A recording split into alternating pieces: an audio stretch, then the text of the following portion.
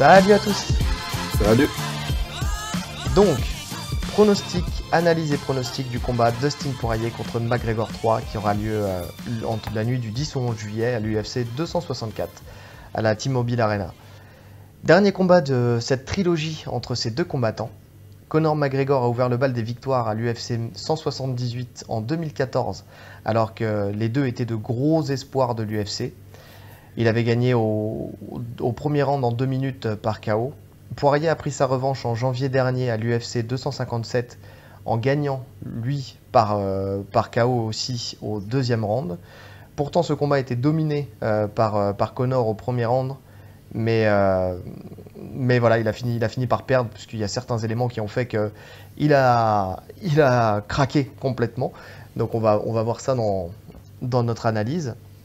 Nous allons savoir maintenant, en fait, grâce à ce combat, qui mérite d'avoir le prochain title shot, puisque c'est ce qui a été dit par l'UFC. C'est ce qui a de fortes chances d'arriver. En fait, le vainqueur de ce combat affrontera Charles Oliveira pour la ceinture, tout simplement. Pour la ceinture, ouais.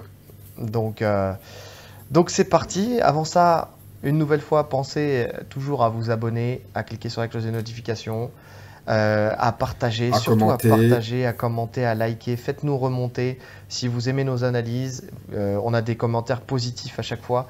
N'hésitez pas à communiquer autour de vous, à partager vraiment pour essayer de nous faire découvrir auprès d'autres personnes. Ça serait vraiment super. En tout cas, là, on a récupéré quelques abonnés avec notre dernier podcast. Je suis vraiment content.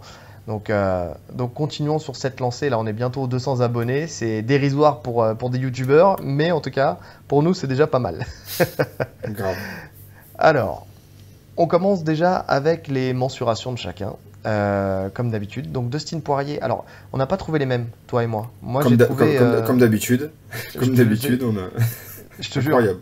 Alors, soit les mecs se tassent avec les années et qu'on garde les mesures du départ, soit il y a vraiment un problème dans le système métrique entre les États-Unis et la France. Mais bon, moi en tout cas, j'ai pour Dustin Poirier 1m75 pour une allonge d'1m82,9. Toi, tu avais? Moi, j'ai 1m75 et l'allonge 1m85. Ouais, donc déjà, rien à voir. 27 victoires, 13 KO, 7 soumissions, une décision. 7 décisions. Ah, c'est pas ce que j'ai moi sur Sherdog. J'ai 7 soumissions et une décision. Bah, c'est pas possible. Pour faire 27. Bah attends, qu'est-ce qui se passe? Non, mais c'est sûr. C'est 13 TKO, Ouais. 7 soumissions, 7 décisions. 7 décisions. Ah bah c'est ça. Et bah pourquoi j'ai une décision? Bah je ne sais pas. 6 défaites, ce podcast commence très bien. 6 défaites, donc cette fois-ci je ne me trompe pas parce que 2 plus 2 plus 2 ça fait bien 6. Donc 2 KO, 2 soumissions, 2 décisions et un no contest. Pour Conor McGregor, moi j'ai 1m75, toi tu as 1m72 ou 13, je sais plus. 12, ouais. 1m72. Et 1m88 d'allonge. Ça par contre on a la même. Ça on est d'accord. Voilà. 22 victoires effectivement. 19 KO, une soumission et 2 décisions. On est d'accord? Ouais. Et 5 défaites, 1 KO et 4 soumissions. On est d'accord. On est d'accord. Les deux sont gauchers. Les deux sont gauchers, les deux ont le même âge, 32 ans. Ouais. Moi ça je ne l'ai pas noté, mais effectivement, ouais, les deux ont le même âge. Donc voilà, sur le papier, on a une expérience comme ça, en tout cas si on prend les victoires et les défaites, on a une expérience qui est à peu près similaire. Ouais, voilà. Il y en a juste un qui a continué à combattre, là où Conor McGregor a eu plusieurs durées d'absence parce qu'il a combattu en boxe anglaise contre Mayweather. Donc voilà, il y a eu des longues absences dans sa carrière, plus ses multiples retraites. Le mec a de multiples retraites. Et donc voilà, ça a joué dans le combat précédent. On sait que ça a joué dans le combat précédent. Donc commençons comme d'habitude par le domaine de la boxe, qui sera le domaine le plus chargé dans cette analyse, puisque de toute façon l'essentiel du combat s'est passé debout au deuxième fight. Et je parle de deuxième puisque c'était Conor contre Poirier 2. Et là ça sera sûrement aussi le cas dans ce combat. Donc commençons honneur au dernier vainqueur, Dustin Poirier. Ouais, juste à noter que le premier combat qu'ils avaient fait, c'était pas la même KT1. quand Conor a battu Poirier, c'était en featherweight. Exactement, exactement. Et les deux. Et la revanche était en lightweight. Et donc la trilogie là se termine en lightweight. Exactement. C'est important de le préciser parce qu'effectivement, dans la gestion du poids et de la puissance, ça joue énormément. Dustin Poirier est beaucoup plus puissant de par son rebond, qui est énorme, parce que je crois qu'il est à 84 kg le jour du combat. Donc il est énorme le jeu quand il fait son rebond. Là, après, précision... 84 kg? C'est pas ça? Ah non, de 70 à 84. Ça me paraît énorme. Bah écoute, c'est ce que j'avais cru entendre. Ça me paraît vraiment énorme. C'est ce que j'avais cru entendre. 83 ou 84 kilos. Bah, énorme. Quand tu prends Paulo Costa, tu vois, c'est... Ouais, mais c'est pas les mêmes KT. C'est pas les mêmes KT, mais je crois que c'est ce que j'avais entendu. Bah, dites-nous si jamais vous avez l'info, mais je crois que c'était ça. Je crois que c'était 83 ou 84 kilos. Ah non, il fait des rebonds énormes. Vrai. Ouais, bah si c'est vrai, c'est vraiment énorme. Bah, c'est vraiment énorme, mais surtout que de toute façon, une de ses dernières sorties médiatiques il disait que justement, il allait tenter après la ceinture, s'il gagne là, de monter de catégorie, puisqu'il était encore plus fort, tu sais, et plus vraiment plus puissant quand il est dans la caté du dessus. Donc c'est qu'il est capable de monter encore dans la caté du dessus. Donc non, c'est pas choquant. Par contre, si on parle de ça, justement, McGregor là, a fait une dernière sortie, une des rares sorties là, médiatiques lors d'une interview durant sa prépa, donc là à la toute fin, où il disait qu'il était suivi par un nutritionniste et qu'il était beaucoup plus confiant justement dans son rebond, en sachant que la perte de poids se ferait sur le dernier jour, enfin ça se ferait sur une journée là où ça s'est passé sur 3 jours lors de leur dernier combat, donc il serait beaucoup plus en forme dans ce combat-là de par la gestion de sa nutrition. Donc ça peut jouer, C'est un élément qui peut jouer.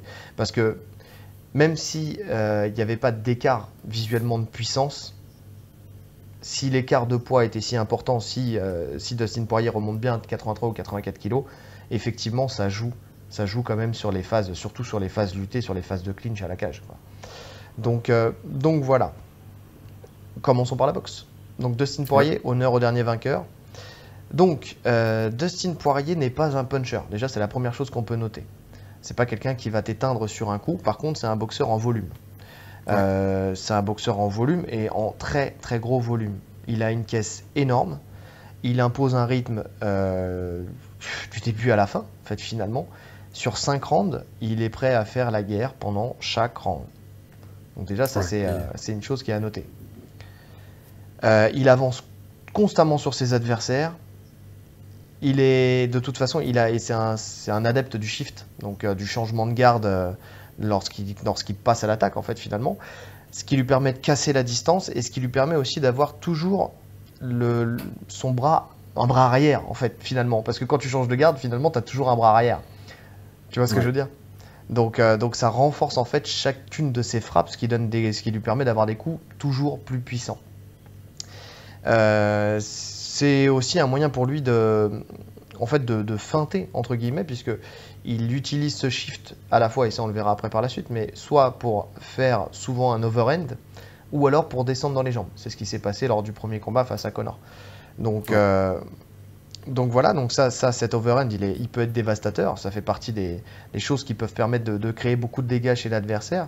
Et en fait, il va comme ça jusqu'à la cage, et quand il est à la cage, il envoie en fait finalement, quand tu regardes sa boxe, il a de quoi avoir une belle boxe, tu sais, avec une bonne garde et tout ça, mais il a vraiment une boxe typique MMA. Tu sais? Ouais, mais c'est dans ça qu'il est le meilleur. Hein. Oui. En fait, il crée le chaos, il submerge l'adversaire d'informations, parce que quand il commence à attaquer, en fait, une fois que l'adversaire est arrivé à la cage, parce qu'il aura cassé la distance en avançant avec ses shifts, en fait, il marche sur l'adversaire en envoyant ses frappes. Et quand il arrive à la cage, quand tu regardes bien, il n'a plus du tout une garde classique. Il n'a pas un pied devant, un pied derrière. En général, quand tu as ta garde, si tu es gaucher, lui, pour le coup, qui est gaucher, il va avoir sa jambe droite devant, sa jambe gauche derrière, pour avoir son point fort derrière. En fait, là, ces deux jambes, elles se retrouvent sur une même ligne.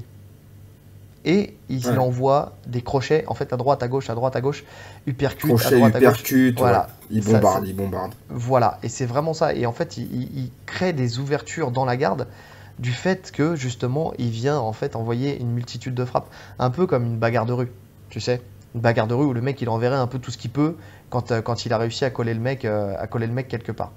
Et ça marche très très bien pour lui puisque c'est ce qui fait qu'il arrive à mettre des KO et justement grâce à ça. Et il envoie en plus enfin toutes ses frappes il les envoie avec puissance. Tu sais quand tu boxes Ouais, en général, quand tu boxes, toutes les frappes ne sont pas puissantes. Tu vas créer un enchaînement pour créer l'ouverture sur la frappe que tu enverras avec puissance qui va toucher. Lui, il met ça de côté. Lui, il veut juste une chose, c'est de te casser la gueule. Donc il va envoyer tout ce qu'il peut en t'envoyant la guerre, en fait. Il va t'envoyer la foudre sur chacune de ses frappes. ouais, Euh, il est bon dans la guerre, dans le chaos, il est bon. oui, c'est ça. Mais tout simplement parce qu'il n'a pas peur de prendre de coups. Ça, s'il y a bien une chose qu'on peut noter sur la boxe de Dustin Poirier, c'est que il est déjà très durable, donc ça on l'a dit. Il peut rentrer en eau profonde dans un combat, même s'il prend beaucoup de dommages, ça ne le stoppera pas. Et même Ouais, si on arrive à le toucher, il a une faculté à récupérer qui est très très grande. Il récupère très vite. ouais, ouais. Ça va avec son mental en fait, hein. Parce que Et même oui, son combat contre Geji où il se fait casser la jambe avant. Mais littéralement, tu vois, au deuxième round, il a du mal à marcher. Tu te dis comment il va faire. Et finalement, il arrive à tenir, quoi. Et il oui. continue d'avancer, il continue de prendre des kicks dessus. Ah oui, oui, oui, tu sens que le mec, il se met dans un mode où plus rien ne compte. Tu vois, C'est exactement ça. ça me fait penser un petit peu Il est en à, transe, en fait. ouais, c'est ça, c'est ça. Il sait que de toute façon, et lui, il dit c'est le vrai gangster dans la cage, c'est lui quoi. Il vient, il avance et rien à foutre, il aura mal plus tard quoi. C'est vraiment ça, il aura mal plus tard. Ça me fait penser un peu au combat qu'il y a eu contre donc de Vettori contre Adesanya où bien que il se soit fait casser la jambe par Adesanya, tu sais, il est continué à avancer et qu'il est pas lâché. Là où beaucoup auraient eu la jambe coupée, seraient tombés et puis auraient abandonné, ou alors auraient baissé de rythme, n'auraient pas continué à avancer et auraient créé des ouvertures pour l'adversaire. Lui, il continue, il continue, il continue à avancer. D'ailleurs, on a pu voir lors du premier combat, enfin du deuxième combat. Alors, on va se dire, on va mettre de côté le premier qu'ils ont fait. On va dire du premier Ouais, combat parce que sinon on va s'en mêler les pinceaux à chaque fois. On va dire le premier combat dans cette catégorie. Comme ça, voilà, on n'est pas déconnant. Lors du premier combat, on voit qu'il prend la gauche de Connor pleine bourre de nombreuses fois. Et même si on voit qu'il est peut-être sonné sur le coup, c'est juste un quart de seconde. C'est ouais, juste ça un va. quart de Il seconde. recule un peu, il respire et il repart, quoi. C'est ça. Et c'est ce qui, bon, on en parlera à la fin, mais c'est ce qui l'a mis en confiance en fait dans ce combat-là et qui lui a permis de justement de contrer avec son crochet du bras avant. En fait, le fait qu'il n'ait pas peur de prendre les frappes, et ça c'est valable dans tous ses combats, il y a deux choses qu'il fait. Soit il recule, quand il commence à prendre la foudre, il recule, et après donc il repart sur une attaque classique et il se remet dans son schéma. Soit il accepte de prendre la frappe pour pouvoir contrer avec le crochet Ouais, et créer du dégât. Donc c'est ce qui s'est passé, c'est comme ça qu'il a touché Connor de nombreuses fois, en fait au fur et à mesure du combat, euh, lors du premier combat. Une chose qui est importante à dire, et ça on l'a vu lors de ce premier combat, c'est qu'il a d'énormes low kicks. Il envoie ouais, très fort sa jambe. Euh, D'ailleurs tellement forte que quand il ratait sa cible, il faisait limite un tour sur lui-même. Donc ça, c'est un point à noter parce que quand ça passe, là c'est passé, c'est une bonne chose. Mais si ça passe pas, c'est très très énergivore déjà pour commencer. Parce que quand on envoie des frappes aussi puissantes dans le vent, on finit par se cramer. Et surtout, le fait d'envoyer des frappes aussi puissantes, si elles n'atteignent pas leur cible et qu'on commence à tourner, c'est des possibilités de contre. de contre, ouais, tout à fait. Parce que tout simplement, parce que tu n'es plus sur ta base. En fait, le problème, il est là. C'est que quand tu vois le style, et c'est marrant parce que malgré ça, il ne se fait pas mettre KO. Enfin, tu vois ce que je veux dire, mais quand on voit le style de Dustin Poirier, quand on le voit avancer sur ses shifts, engager beaucoup, surengager, quand il surengage sur ses low kicks, en fait, tu as beaucoup de possibilités de venir et de le contrer. Mais Et tu peux le contrer. ouais, Mais c'est pas pour ça qu'il tombe, hein. voilà, c'est ça. Et ça, c'est toute sa force. D'ailleurs, une des choses qui n'est pas forcément exploitée et qui est un de ses défauts, enfin, le défaut de sa qualité, c'est au niveau de sa garde. Donc ça, c'est le dernier Ouais. point, moi, que je vois véritablement sur la box. Je ne sais pas si toi, tu en auras à rajouter, mais sur la box de Poirier, c'est qu'il a une garde un petit peu à l'ancienne.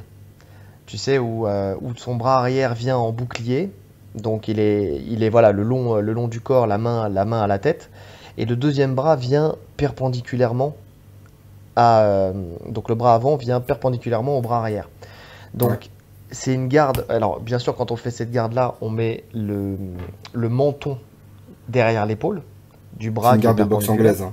C'est une garde de boxe anglaise, effectivement. Euh, donc ça permet en fait, normalement à la base, ça permet de couvrir le corps et de couvrir la tête. En fait, c'était une manière en fait de couvrir un maximum d'espace. Tu remplaces normalement quand on protège son menton, donc on a le menton rentré dans les épaules et on remonte les deux points pour être dans sa forteresse entre guillemets. Mais si on n'a pas le deuxième point, il va falloir vraiment accentuer en fait le menton dans l'épaule. Donc c'est ce qui fait. Le problème qu'il y a, c'est que au moment où les attaques commencent à venir, il a une tendance en fait à monter très haut son coude du bras qui est perpendiculaire. En fait, c'est vraiment ça. C'est-à-dire qu'au lieu de rester dans sa garde et de plutôt faire des mouvements de buste qui fait qu'il vient et qu'il absorbe les frappes en fait et qu'il les encaisse mais avec le moins de dégâts possible, en fait, lui monte très haut son coude, ce qui fait qu'il laisse une très grande ouverture au niveau du corps. Au Et niveau du étant, corps, ouais. et étant donné qu'il est gaucher et que c'est son bras droit donc qui se lève, le foie est à disposition. Ouais. Donc, Ouais, ouais. Mais ça, c'est une garde qu'il avait mis en place contre Holloway. ouais.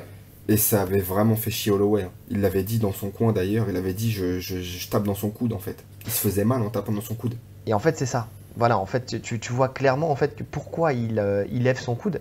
Et en fait, c'est ça, c'est tout le paradoxe. C'est-à-dire il y a une carte à jouer à ce niveau-là. Il faut le feinter en haut. Enfin, en tout cas, faut l'obliger à monter ce coude pour pouvoir avoir accès à son foie. Mais le problème, c'est qu'effectivement, c'est ce que tu remarques, c'est que ce coude-là, pourquoi il le monte autant? C'est parce qu'il s'en sert comme une arme. Vraiment, on sent que c'est une nouvelle fois, en fait, c'est de la sale boxe, c'est des coups de vis. On sent que c'est vraiment, effectivement, si tu envoies un middle, tu prends le coude dans le pied ou tu prends le coude dans le tibia. Donc ça C'est te fait ça. un œuf, tu as du mal à marcher. Si tu envoies un crochet, tu peux te péter la main. Ou alors tu le prends dans l'avant-bras. Et c'est pareil, quand tu le prends dans l'avant-bras, comme c'est quand tu envoies un crochet, c'est la partie molle en fait, qui vient, la partie à l'intérieur, là, tu sais. Donc c'est pareil, ça tétanise le bras. Donc après, tu as de plus en plus de mal à envoyer tes frappes. Donc on sent que c'est vraiment une arme de défense, mais une arme de défense active, entre guillemets, où vraiment il cherche à faire mal avec ce coude. Ouais. Donc, euh, donc tu as une ouverture, mais je pense que l'ouverture, si tu dois l'exploiter, et ça on verra ça par la suite lors des game plans, mais en tout cas il faut que ça soit en ligne directe. Si tu viens avec des crochets, si tu viens avec des middle, tu vas prendre le coude. Parce que le coude il est de côté, comme le bras est perpendiculaire. Par Ouais. contre, si tu viens avec des directs, là, c'est l'avant-bras en fait qui se présente à toi. Donc que ça soit en front kick ou ça soit avec des directs du bras avant ou du bras arrière, surtout du bras arrière, là, tu peux peut-être exploiter en fait cette faille et devenir au corps. Et lors du premier combat, en plus, Connor a touché au corps, Oui, il a touché. mais il l'a Pas pas assez suffisamment exploité. durement, mais ouais. Mais parce qu'il l'a pas suffisamment exploité, tout simplement. Mais du fait de sa posture. D'ailleurs, est-ce que tu as des choses à rajouter là pour Poirier? Non, t'as tout dit. T'as tout dit. Merci. Toutes mes notes ont servi à rien. T'as dit mot pour mot ce que j'avais noté. Ah putain. Bah, ça veut dire qu'au moins qu'on a le même œil. Ouais, c'est ça. Et On peut ça, dire c'est une ça. bonne chose. Donc on peut passer à Connor. Ouais. Eh ben vas-y, commence. Comme ça, au moins, on verra si tu me niques mes notes ou si c'est moi qui nique les tiennes. Bah, en fait, Connor, c'est hyper compliqué parce qu'on sait pas sur quoi se baser. Comme Mhm. on en parlait avant, sur chaque combat, c'est sur les derniers combats là, c'était un nouveau Connor en fait. Il Ouais. faisait des choses qu'il fait pas d'habitude, il supprimait des. Alors en fait, c'est surtout ça. C'est que plus les combats avancent pour Connor, plus il supprime des armes qu'il utilisait. Là, ce qu'il a fait, Connor, c'est un combat de boxe anglaise. Oui, là très clairement. Il a Ouais. voulu faire un combat de boxe anglaise. Il avait vraiment confiance en ses points, parce qu'il est puissant. Sauf que quand la gauche a touché, et il n'est pas tombé, Dustin, et bah, c'était le début de la fin, en fait. Là. Oui, oui, oui, c'est ça. Pour le coup, oui, dans ce combat-là, oui, c'est clair. C'était le début de la fin parce que effectivement, ses frappes n'étaient pas assez. C'est même pas une question de puissance parce que je pense qu'elles étaient puissantes. Le problème, c'est que Dustin, il était trop sur ses. Il était en position de les encaisser. En fait, qu'est-ce qui fait, parce que qu'est-ce qui fait que Connor aussi met KO? Alors, c'est parce qu'il a un timing de fou. En En fait, fait, finalement. il crée la collision. C'est que la frappe arrive au moment où la personne avance en général. C'est ça, c'est quand il envoie son Ou en tout action. cas, où elle voit pas le coup arriver. Oui, Sauf oui. que là, Dustin, il était en position, il les attendait, les frappes. Voilà, il Je était. dirais même qu'il les acceptait, plus ou moins. C'est ça. Et comme on a dit, en plus de ça, comme il a vu qu'il était confiant dans le fait de les encaisser quand il a pris les premières, après derrière, bon bah, ce qui fait en fait, il a reculé moins, il était moins justement dans cette crainte, donc il y avait moins d'opportunités de mettre des frappes justement dans le bon timing. Moi, Connor, qu'est-ce que j'ai vu sur lui? Bon, déjà, on sait très bien qu'il est facile et talentueux. En boxe, c'est une certitude, il sait tout faire. Il sait tout faire, il sait envoyer des kicks très impressionnants. À de l'époque où il travaillait avec Ido Portal, c'était encore plus flagrant parce qu'il envoyait des choses qui étaient vraiment pas du tout, comment dire, habituelles, en Orthodoxe. fait, Ouais. orthodoxes, exactement. Il y avait des coups de capoeira, des coups de pied retournés de capoeira, il y avait un peu de tout. Et ça faisait justement le fait justement de faire ça, ça lui permettait de surprendre ses adversaires et Ouais, il les mettait de dans le créer une doute confusion. constamment. Voilà, c'est ça créait vraiment une confusion. Donc, mais c'était valable quand il était en fait plus léger. Moi, ce que j'ai noté, c'est comme toi, hein, c'est que de toute façon, son style a évolué en fonction des combats, mais c'est parce qu'il évolue sur deux points. Le premier, c'est l'analyse qu'il fait de ses adversaires. En fonction de ses adversaires, il va changer son style et de la catégorie dans laquelle il combat. Ouais. Donc pourquoi l'analyse justement de ses adversaires? Parce que par exemple tu prends ces deux combats contre Diaz, on a eu deux Connor différents. Le Connor qui montait dans une catégorie qu'il ne connaissait pas, qui était lourde justement, il s'est dit je vais combattre comme d'habitude. Il s'est fait étrangler parce qu'il s'est cramé. Là j'ai revu justement les deux combats parce que il fallait qu'on voit une défense enfin, tu sais, une défaite et une revanche pour voir comment il réagissait et quels ajustements il avait fait. Comme c'est des combats qui remontent à loin, tu les as plus vraiment en mémoire, donc je pense que tu as dû faire la même chose. Ouais. J'ai regardé ces deux combats pour voir en fait les changements qu'il avait apportés. Et quand tu regardes dans le premier combat contre Diaz, il a ce côté tout fou. Il envoie des coups de pied retournés dans tous les sens. Il déborde d'énergie dans les premiers rounds. Et en fait, il s'est dit, je vais le mettre KO et je vais faire comme d'habitude et je vais le mettre KO. Sauf qu'on a un Diaz qui ne se fait pas mettre KO de toute façon, quoi qu'il arrive. Donc, il s'est cramé, il s'est fatigué. Il a en plus dû subir une arme qu'il n'a pas l'habitude de subir, c'est les gifles de Diaz qui faussent en fait la donne sur les distances. Parce que forcément, il gagne un peu de distance avec le fait d'avoir la main ouverte, et donc ça change tout. Et dans le deuxième combat, on a vu un Connor complètement différent. En fait, concentré, focus, justement une garde beaucoup plus serrée, tu sais, avec Ouais. les jambes beaucoup plus rapprochées. Il était à distance, il était plus dans l'attente, et en fait, il cherchait le contre. Il envoyait plus de coups de pied retournés ou quoi que ce soit. C'est là où il a commencé à envoyer des fronts et des low kicks. Il Et c'est là cherchait où le il a, contre, mais je pense qu'il était prêt dans sa tête à faire les 5 rounds, tu vois. Je pense que c'est un des seuls combats où il s'est dit je vais pas le mettre KO en un round. mais parce qu'il a compris que c'était pas possible. Bah Il a oui. compris que c'était pas possible. Et en faisant ça, tu t'es rendu compte, enfin moi en tout cas je me suis rendu compte quand j'ai regardé le deuxième combat là, que je l'ai revu, bon, je m'en étais rendu compte déjà la première fois, mais encore plus là, que malgré ça il était capable de mettre knockdown facilement Diaz. Bien sûr. Donc pas le Bah mettre il l'a KO, fait, hein. oui, et plusieurs fois. Donc ça veut dire que le fait d'être plus attentiste et de chercher le contre, ça lui a permis de... Enfin, ça l'a pas empêché en fait de pouvoir sortir son arme favorite qui était sa main arrière, son bras arrière, et de le faire tomber.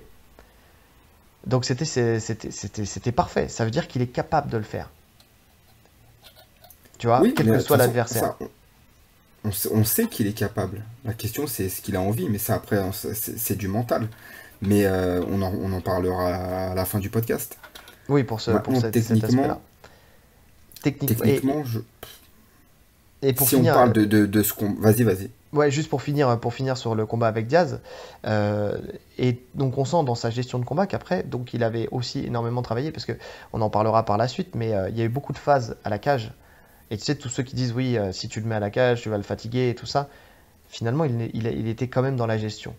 Alors après, la chose qu'on peut voir, c'est que effectivement, le rythme de combat donné par Diaz, quel que soit le combat, et le rythme de combat donné par Dustin Poirier, c'est deux choses différentes. Dustin Poirier, il s'arrêtera jamais. Là où Diaz, il peut mettre des temps de pause. Tu vois. Ouais. Donc voilà. Mais en tout cas, bon, il a prouvé, pour ceux qui pensaient et qui pensent toujours qu'il ne peut pas tenir 5 rounds, il a prouvé qu'il pouvait le faire et qu'il pouvait gérer un combat du début à la fin. En fait, que ce n'était pas qu'un mec qui allait se précipiter sur 2 rounds et qui après limite lâchait l'affaire. Il est capable de gérer un combat. Il a l'intelligence pour le faire, il a la technique pour le faire, donc, et il a le cardio pour le faire. Son Non, cardio non, s'améliore de plus en plus. il a un bon cardio, Connor. Donc là-dessus, il n'y a pas de doute. Je suis presque sûr qu'il peut tenir 5 rounds. Qu'est-ce que tu voulais rajouter sur le... Eh ben, tu m'as fait oublier ce que j'allais dire. C'est génial. Eh ben, écoute, ça reviendra. Ça reviendra. Je suis désolé.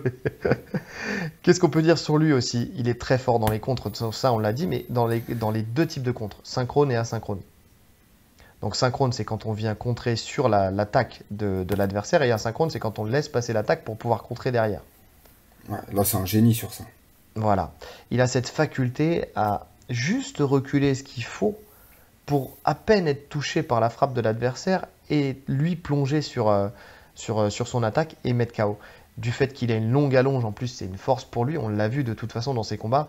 Il a plus de mal avec des gens qui sont plus grands que lui. C'est pour ça que plus il monte de catégorie, plus c'est compliqué pour lui. Ouais, et aussi avec les mecs qui sont gauchers. Et aussi avec les mecs qui sont gauchers. Mais ce qui n'a pas été le cas, parce que quand on regarde face à Diaz, Diaz est un gaucher aussi. Et pourtant, il a su le mettre knockdown sur des contres. Sur des contres asynchrones, justement. Donc, c'est pas impossible. Il est capable de le Non, faire. non. Il a Ah non, plus mais de de mal. toute façon, il a touché. Hein. Il a touché Poirier. Bien sûr qu'il a touché Poirier, mais dans sa posture, je vais revenir sur le combat après, enfin, on en reviendra, mais là, même dans la partie boxe, c'est sa posture qui n'allait pas. En fait, c'est sa posture. Vraiment, moi, c'est un truc qui m'a marqué déjà quand j'avais vu le combat la première fois. Là, j'ai dû le revoir encore 2 ou 3 fois. Vraiment pour. Et sa posture, il y a un truc qui ne va pas. Enfin, en tout cas, dans ce combat-là, En qui fait, n'allait pas du tout. ce qu'il faut savoir, c'est que il a pris ce combat tout en préparant Manny Pacquiao. Il Oui, devait affronter Manny Pacquiao en boxe anglaise. Donc il a pris ce combat, il a fait quasiment un camp de boxe anglaise. Hein. De toute façon, on le voit dans le combat.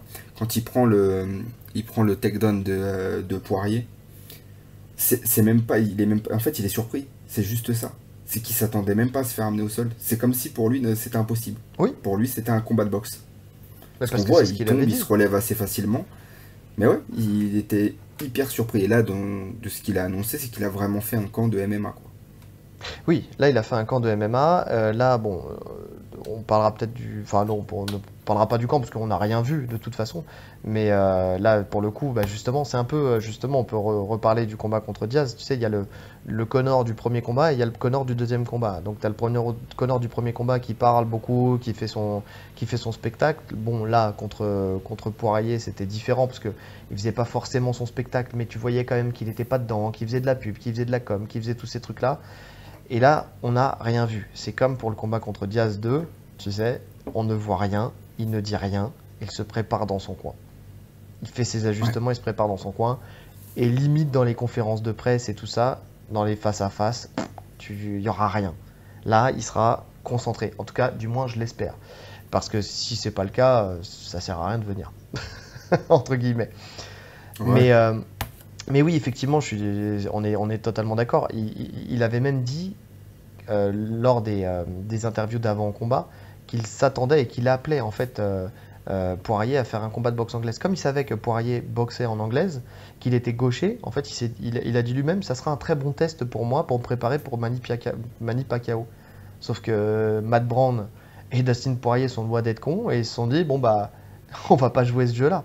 On va venir et ils ont travaillé effectivement sur les calf kicks en sachant pertinemment que, enfin en tout cas si le mec te dit je prépare un combat de boxe anglaise, tu sais qu'il sera statique sur ses jambes. Bah, il était Tu vois. statique, hein. Et il était Il était statique sur hyper ses jambes. statique. Moi pour avoir boxé enfin dans ma jeunesse, je faisais souvent des trucs comme ça. Moi je viens plus du pied-point et j'avais un ami qui, par exemple, qui boxait en anglaise. J'aimais bien faire sparring en anglaise avec lui où il me cassait la gueule. Mais vraiment, pour le coup, ma tête était une poire. C'était, tu sais, les poires de boxe, là. Tout, tout, tout, tout, tout, tout, tout. Il me cassait la gueule. J'avais l'impression que ma tête, elle faisait que ça, tu vois. Je faisais que des oui. Tu vois. Mais dès qu'on sortait les jambes, toute sa boxe anglaise, elle disparaissait. Ah, c'est fini. Parce qu'il était concentré sur les low kicks. Et donc, même quand j'attaquais en anglaise, finalement, il était plus dedans. Il était plus dedans et je touchais là où je touchais pas quand on était en 100% anglaise. Donc et là, ils sont pas fous. Si moi je l'ai compris à l'époque et même encore aujourd'hui sans être combattant pro et sans être un analyste de fou comme l'est par exemple Matt Brand, pour le coup, eux, ils n'ont pas eu de mal à mettre leur game plan en place. Donc voilà. Et en fait, moi, plus loin que ça, donc effectivement, il prépare un combat d'anglaise. Sa posture, elle m'a choqué. Alors d'une part parce qu'effectivement, il avait une garde d'anglaise avec les jambes très écartées. Donc plus que d'avoir les jambes statiques, en plus de ça, il était dans une posture où il ne pouvait en aucun cas ramener la jambe, en tout cas désengager pour éviter les low kicks, même s'il l'a fait quelques fois lors du combat, Mais il a toujours eu la jambe très écartée, Connor. pas autant. Là, c'était plus que plus. Là, vraiment, il avait une garde d'anglaise. Tu Parce sais, qu'il en a sa anglaise, garde de karaté, normalement. Et de oui, toute façon, on a toujours dit que la faille, plus ou moins, sur Connor, sur ce type de garde, c'est les low kicks. Sauf qu'il arrivait à contrer ça déjà par ses techniques de jambes. Il envoyait beaucoup de side kicks avant, des choses comme ça. Et en plus, il avait ce mouvement de in and out où il rentrait, il ressortait, il rentrait, il ressortait. Donc ça faussait la donne sur la distance et il était difficile à toucher. oui, mais la garde, je suis d'accord avec toi, mais la garde de karaté et la garde ou de taekwondo, parce qu'il a fait aussi du taekwondo, je crois, les jambes sont écartées, mais c'est pas la même garde. C'est-à-dire que même si les jambes sont écartées, tu es sur la pointe des pieds. En fait, tu es en Ouais, et t'es de sautillement. profil. Donc, Ouais, donc, ouais. donc voilà, tu es de profil, tu sautilles, donc tu peux rentrer, sortir facilement. D'ailleurs, c'est le style du truc. C'est vraiment, tu sors, tu rentres et tu es explosif sur tes entrées. Mais la garde de boxe anglaise, c'est différent. Tu es sur tes appuis, c'est beaucoup de mouvements de buste. Tu vois, c'est plus ça en fait. Quand tu regardes les boxeurs anglais, ils se tournent pas autour, ils rentrent pas, ils sortent pas tout le temps, tu vois. C'est vraiment, ils sont là et c'est plus j'esquive avec un mouvement de buste et je renvoie, tu vois. Mais Bah, souvent, c'est ils sont exactement ce très qu'il a fait en proches. fait, hein, Et c'est dans ce exactement ce qu'il a combat-là. fait. Mais le truc qui C'est ce m'a. que tu me disais, c'est que au lieu de faire son mouvement de in and out, en fait, il décalait sur les frappes de Dustin pour remettre ses frappes derrière, sauf qu'il n'y avait pas autant d'impact que quand il fait son retrait de buste et qu'il rentre après. Exactement, parce que quand tu fais cette garde de karaté, en fait, tu as tout ton corps qui part. C'est Mm. pas que le buste, c'est pas que le poing qui part. C'est vraiment, tu prends tout le train qui va avec. Maintenant, le deuxième truc qui m'a choqué sur sa posture, c'est que il, il, euh, il devait se pencher pour essayer d'aller toucher. Tu vois, ils étaient donc en garde emboîtée, puisqu'ils sont dans la même garde. Mais là où normalement il aurait dû se décaler, en fait, pour sortir son pied, que son pied soit à l'extérieur du pied de Poirier pour pouvoir être dans l'alignement pour pouvoir boxer, là il restait à l'intérieur, mais il se penchait pour envoyer un uppercut. Mais Ouais. vraiment, en fait, le chemin à parcourir, il était long, mais long, mais long. Bah, Et en non seulement il était long, et en plus il perdait de la puissance. Bah, parce qu'il était long. Bah, justement, en fait, il partait de tellement loin, il devait faire une courbe. Enfin, vraiment, c'était donc quand il arrivait en bout de course, quand son point arrivait en bout de course, finalement, il n'avait pas l'impact qu'il aurait dû avoir. Tu vois? Et ça a été un tournant du match parce que quand il faisait ça, il était obligé d'engager encore plus que d'habitude parce que déjà Connor, c'est un combattant qui a l'habitude de surengager. Mais alors là, il surengageait tellement que son pied arrière se décollait.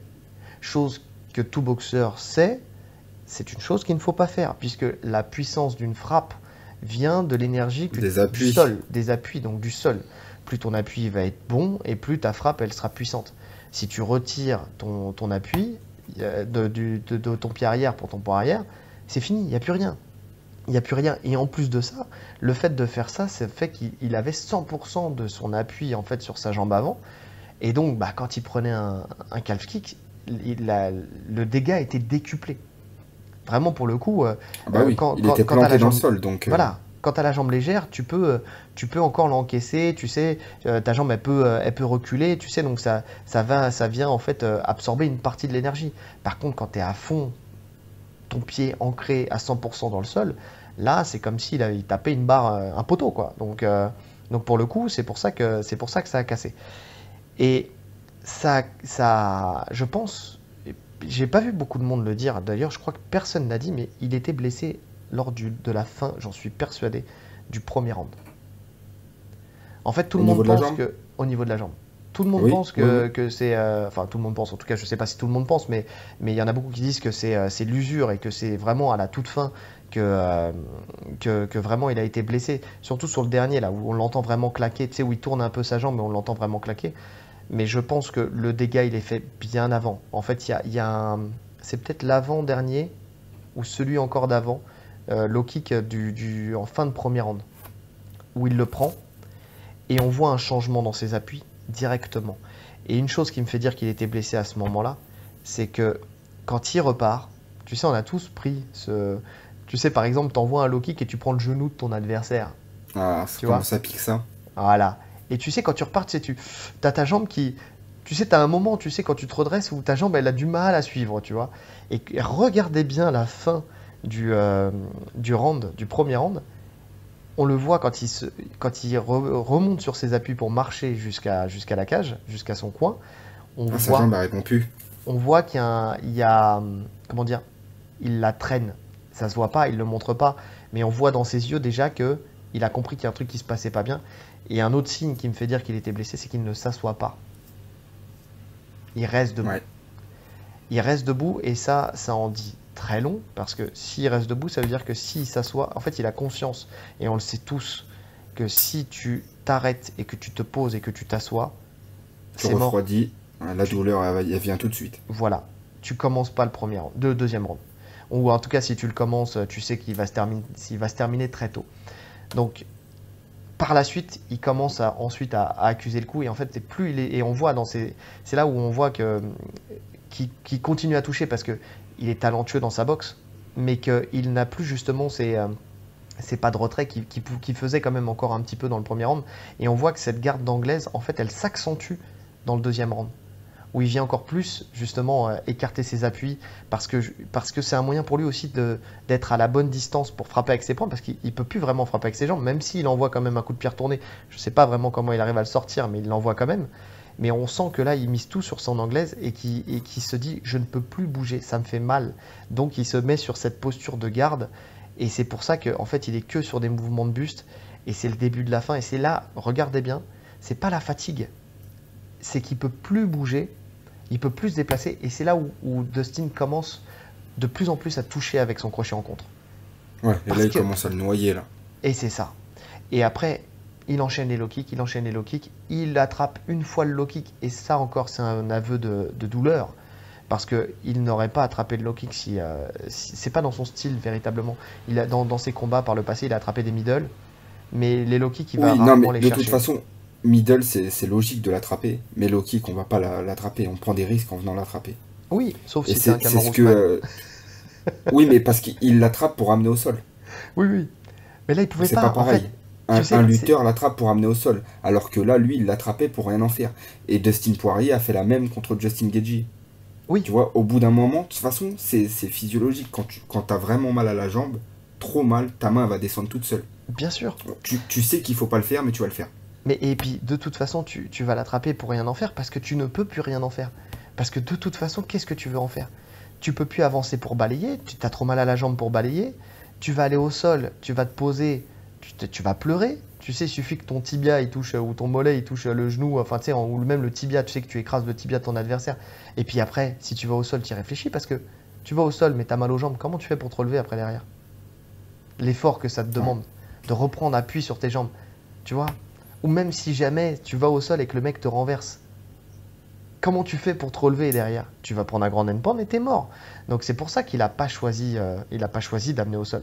Je le pense sincèrement. Je pense que c'est pour ça il a pris la jambe, il l'a levé, il s'est dit peut-être il va tomber, ça va me faire gagner du temps. En vrai, c'était plus un Non, moment c'était de la où survie. voilà, il C'était se de la faisait plus survie. frapper quoi. Et après, donc, bah, finalement, il a pris les derniers low kicks et puis ne pouvant plus bouger, bon, bah, il a essayé de faire un dernier mouvement de buste, mais en étant sur les talons et il s'est fait mettre KO. Donc, et ce n'est que pour ça qu'il se fait mettre KO ou TKO parce que, bon, je l'ai pas vu si absent que ça. En fait, tu sens qu'il se laisse tomber. Tu le vois pas les yeux révulsés, quoi. Mais Ouais. ouais, tu sais, je pense que c'est plus il a abandonné, quoi. Il l'a pris. Elle a fait mal, il est tombé, il a fait l'ascenseur. Mais je suis pas sûr que ça soit. Enfin, c'était pas un KO net et précis, quoi. Mais Connor, Euh, de toute façon, il est très conscient dans le fait qu'il sait quand c'est mort, en fait. Et tu vois, quand il sait que c'est mort, il lâche. oui, il veut pas prendre des dégâts inutiles. Il est Non, intelligent là-dessus. On en pense ouais. qu'on en veut, mais pour moi, c'est une preuve d'intelligence et que tous les combattants devraient avoir. C'est bon, même si ça fait aussi pour certains des champions, mais ça fait des champions qui finissent avec Alzheimer ou Parkinson. Non, mais Mais ça, je pense qu'il a perdu, c'est la dalle, en fait. Hein. C'est avec le temps qu'il a... Tu vois, au début de sa carrière, ses guerres, enfin, par exemple, contre Chad Mendes, on sait qu'il va au combat avec un ligament, les ligaments qui sont pétés, etc. Tu vois, il avait une autre mentalité. Là, maintenant, je pense qu'il veut plus prendre de risques. ah, alors moi je pense qu'il combattrait quand même avec un ligament pété. Mais je pense que ce qui lui fait peur, c'est plus les dégâts causés par un KO. Tu Ah sais, ouais? un dégât, ouais, je pense qu'un dégât physique, tu vois, la preuve, c'est que je pense, comme je te dis, qu'il était blessé déjà au premier round et qu'il a quand même tenté d'aller chercher sa victoire. Mais par contre, je pense que sur le KO, c'est là où il n'a pas envie de prendre de dégâts.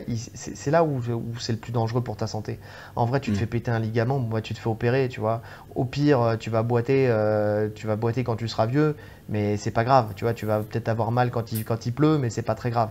Par contre, quand tu as Parkinson ou Alzheimer, tu vois, c'est une autre histoire. C'est une autre Ouais. histoire. Donc, parce que quand tu regardes même contre Diaz, le premier, il abandonne parce que à partir du moment où il commence à se faire vraiment toucher debout, il descend en Oui, oui, lutte, bien sûr. tu vois. Donc c'est vraiment ça. Je pense que c'est plus ça il préfère en fait prendre une soumission que de prendre un KO. Et ça se voit Largement, de toute ouais. façon dans ses défaites. Ça se voit dans ses défaites. Il prend des soumissions. Après les premières soumissions, bon, est-ce qu'elles comptent vraiment? Il était en début de carrière. Bon, tu sais, faut minimiser aussi certaines choses. Quand on compte les soumissions, il faut compter Diaz, il faut compter Khabib, mais après les autres, ça remonte à très très loin. Donc, tu sais, il y a du chemin après qui est parcouru. Hein. Donc, c'est comme Oui. l'étranglement de Kamaru Usman, tu vois, qu'il a appris depuis, c'est plus la même histoire, tu vois. Donc, euh, donc voilà. Mais en tout cas, dernière chose moi que je peux dire sur Connor, c'est qu'il a une mâchoire quand même en acier. On dira ce qu'on voudra, mais que ça soit dans ses combats en MMA ou même en boxe anglaise contre Mayweather, il encaisse de gros parpaings et il bronche pas. Parce que même son combat contre Khabib, quand il pense que ça va descendre au sol et qu'il prend le gros overhand de Khabib, même s'il n'est pas réputé pour être le plus puissant des combattants, il le prend sans aucune défense et il s'y attendait pas du tout. Il n'est pas ébranlé une seule seconde. Il réagit tout de Non, suite. il est déséquilibré, mais il se relève tout de suite. Voilà, c'est plus un déséquilibre qu'autre chose. Donc il a une sacrée mâchoire et je pense pas qu'il l'ait perdu et je pense pas que ça soit ce combat contre Poirier qui lui fait perdre sa mâchoire. Parce qu'il n'a pas pris Non, assez de dégâts de toute façon, même dans toute sa carrière, pour justement avoir perdu son menton. Peut-être le non, combat non. où il a pris le plus de dégâts, ça doit être contre Diaz 2, tu vois, peut-être. Le 1 et 2. Ouais, de mémoire, c'est ça. Hein. Ouais, parce que de toute façon, il avait un style qui fait qu'il ne prenait pas beaucoup de coups. Non, non, non. Donc, et puis ça durait de toute façon, ça passait rarement le premier round. Donc déjà, pour commencer, avant de prendre des coups, il faut que les combats durent. Déjà pour commencer. Tu vois, quand on disait tout à l'heure, sur 22 victoires, 19 KO, bon, voilà, on va pas se mentir, la stat, elle est exceptionnelle quand même. Hein. Donc, voilà. C'est bon pour toi? Ouais. Ouais, donc finalement, il n'y a pas grand-chose à dire sur la boxe de Connor. Comme on a dit, c'est un peu la surprise. Hein. Bah, la surprise, c'est de toute façon, il viendra avec un style qui sera complètement différent de lors du premier combat, qui sera ajusté. Ouais, Après, j'espère. est-ce que ça sera les bons ajustements ou pas? Mais en tout cas, il fera pas deux fois la même erreur. Il fera pas deux fois la même erreur, ça c'est sûr. Non, mais ça, j'en suis presque sûr. J'en suis presque sûr. Je le vois difficilement revenir avec le même game plan, sinon ça sert à rien de revenir. Tu vois, comme disait Dustin Oui, Poirier, le mec ne vient pas pour l'argent, il vient pour sa legacy, tu vois. Il vient ouais. pour gagner ce Il combat. avait son honneur. Voilà, donc je le vois pas faire pareil, je le vois pas faire la même erreur. Euh, on- pour ce combat, l'avantage en fait, bah, en fait, c'est très dur dans ce combat-là de donner un avantage parce que si il garde effectivement, s'il garde le même game plan, je vois un avantage à Dustin. Par contre, s'il fait Ouais, les bons ajustements, Connor a 1000 fois les armes pour dominer complètement Justin ouais, Gaethje, n'importe quoi, Dustin Poirier dans ce combat. Et dans par tous les contre, combats d'ailleurs. il y a un point qu'on n'a pas dit, c'est que certes, il a un bon cardio, mais bon, comme tout combattant, hein, il va baisser de rythme au fur et à mesure des rounds. Et avec son style, baisser de rythme, c'est pas bon. Tu vois, il a besoin d'être très explosif. Donc je pense vraiment que sur les deux, allez, peut-être trois premiers rounds, il peut dominer en boxe. Mais 4 et 5 ça va être compliqué. Avec un Poirier qui avance tout le temps, c'est compliqué. Oui, mais je suis d'accord. Je suis d'accord. Euh, c'est ce qu'on a vu d'ailleurs dans le deuxième combat contre Diaz. Mais, euh, mais le problème, c'est qu'il va créer du dégât. Il va créer beaucoup de dégâts. Il va Donc créer du dégât, mais ça va quand même fatiguer et entamer, je pense, Dustin Poirier, qui peut-être après. Enfin, je pense que ça finira, tu sais, avec des phases à la cage. Poirier aussi va créer du dégât. Et Poirier frappe plus fort que Diaz. Moi, je le vois Ouais, frapper plus fort que Diaz. Diaz, c'est vraiment pas un puncher. Il te noie sous les coups, mais c'est pas un puncher. ouais, c'est vrai. En fait, tout dépend si ça dure ou pas. C'est comme pour tout. C'est-à-dire que Diaz, la C'est ça. différence, c'est que tu le mets pas KO. Par contre, Dustin Poirier, tu peux le mettre KO. Tu Tu peux peux le le mettre mettre KO. KO, mais c'est difficile quand même, parce que là, son dernier KO, il remonte à 2016, je crois, contre Michael Johnson. Tu vois, donc ça date. Ça Ouais, ça date date. vraiment. Ça date. Mais c'est pas impossible. C'est pas impossible. Après, qui il a affronté qui peut mettre KO, tu vois. Ah, Geji, Geji, ouais, mais Geji, déjà juste Geji. il peut mettre KO, mais c'est surtout un gros low kicker, on va dire ça comme ça. Il te casse tes Ouais, appuis. mais il a Après, quand même une puissance de dingue. oui, il a une puissance de dingue, mais tu vois, encore une fois, c'est une puissance de dingue, mais c'est des frappes où je pense que Poirier, il peut encaisser quand c'est des frappes qui sont faciles à lire. Tu vois, où il va être, comme je te dis, où il va être, comme là, c'était le cas d'ailleurs lors du combat contre McGregor, là, où les frappes, il les voit venir, donc il les encaisse. Tu vois, il est prêt psychologiquement à les encaisser. En fait, son corps est prêt à l'encaisser. Là, qui il a affronté qui peut lui mettre des contres comme ça asynchrone sur ses attaques et tout ça quand il est le menton en avant parce que c'est ça quand il envoie son shift il a souvent la tête en avant quoi. Donc euh, Ouais, bah, de toute façon, il est complètement ouvert. donc qui peut le En contrer fait, comme ça? Poirier, il a vraiment le style pour prendre le KO contre McGregor. C'est ça. Parce que même Ça aurait Hooker, été à l'époque, il n'y avait même pas de doute. oui, parce que même contre Hooker c'est pareil. Ça a été une guerre de tranchées, tu vois. C'était du à toi à Ouais, moi.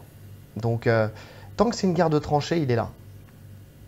Par contre, si c'est quelqu'un qui le prend à contre-pied, on ne sait pas. Et personne ne l'a pris à contre-pied parce que personne ne sait faire ça. Enfin, il n'a pas affronté d'adversaires qui fait ça. le dernier KO qu'il prend donc, contre Michael Johnson, c'est ça, hein. C'est lui qui rentre et il se fait contrer droite, crochet. Quelque chose comme ça. Ouais. Tu vois? Point arrière, point avant. Voilà. Donc c'est possible. C'est possible dans cette configuration-là. Par contre, si tu rentres dans un à toi à moi, non. Là, il va être là, il sera prêt à encaisser tout ce que tu veux. C'est vraiment ça. Ouais. Parce que sa garde aussi fait que, et en fait, il prend des dégâts sur le haut du visage et pas, il prend pas le menton. En fait, quand il est dans sa garde, il prend pas le menton. Tu vois, c'est vraiment ça. Non, non, mais c'est pour ça que c'est très dur de le submerger en fait. Par contre, tu peux le toucher sur une frappe. Hum, c'est ça. Les Et ça peut contres, suffire. c'est parfait. Ouais. Et ça peut suffire. Et Donc avantage qui? comme j'ai dit, s'il y a les bons ajustements, je mets un avantage à Connor. Parce que techniquement, il est au-dessus. Parce qu'il a les armes pour. Tu vois, il a les armes pour. Par contre, s'il n'y a pas d'ajustement, s'il reste comme lors du premier combat, même s'il fait des petits ajustements, mais qu'il reste sur la même logique, d'anglaise et tout ça, s'il sort pas ses jambes, s'il se précipite, s'il reste à sa distance, enfin, tu sais, à la distance, comme on a dit, avec une. Non, non, là, c'est l'avantage à Dustin Poirier qui aura juste à le marteler comme il a fait lors du premier combat. Ouais.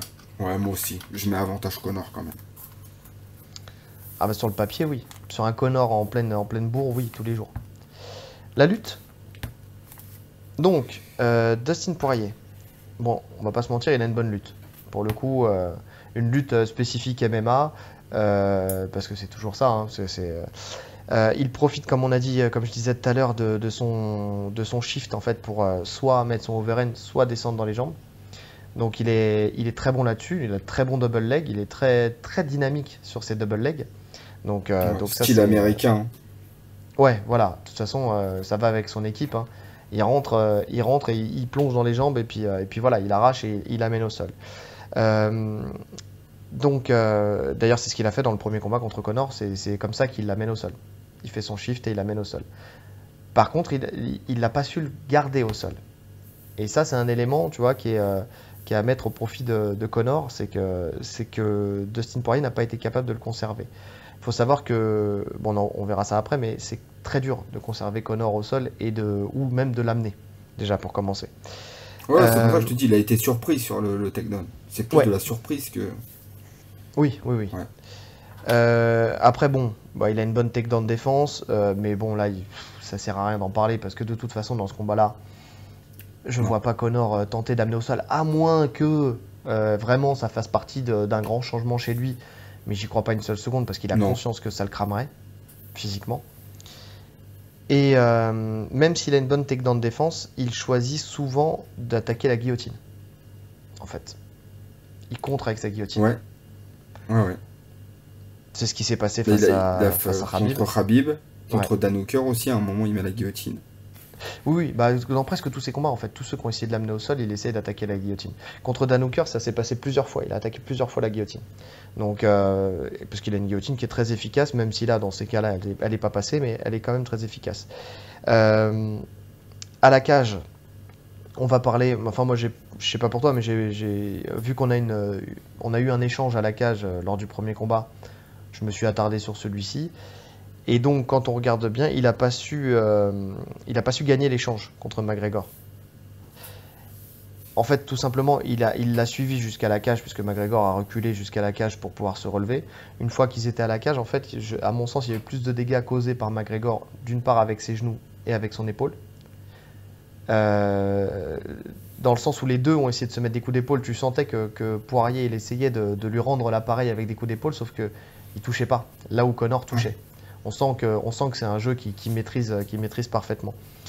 Euh, de la même manière, bon ça on verra après, mais on verra après les défenses de McGregor quand il est à la cage, mais il n'a pas, enfin, il a pas su le contenir assez pour l'empêcher de sortir, puisque McGregor a réussi à sortir du clinch, et en plus, en prime, il a pris un coup de coude en sortie.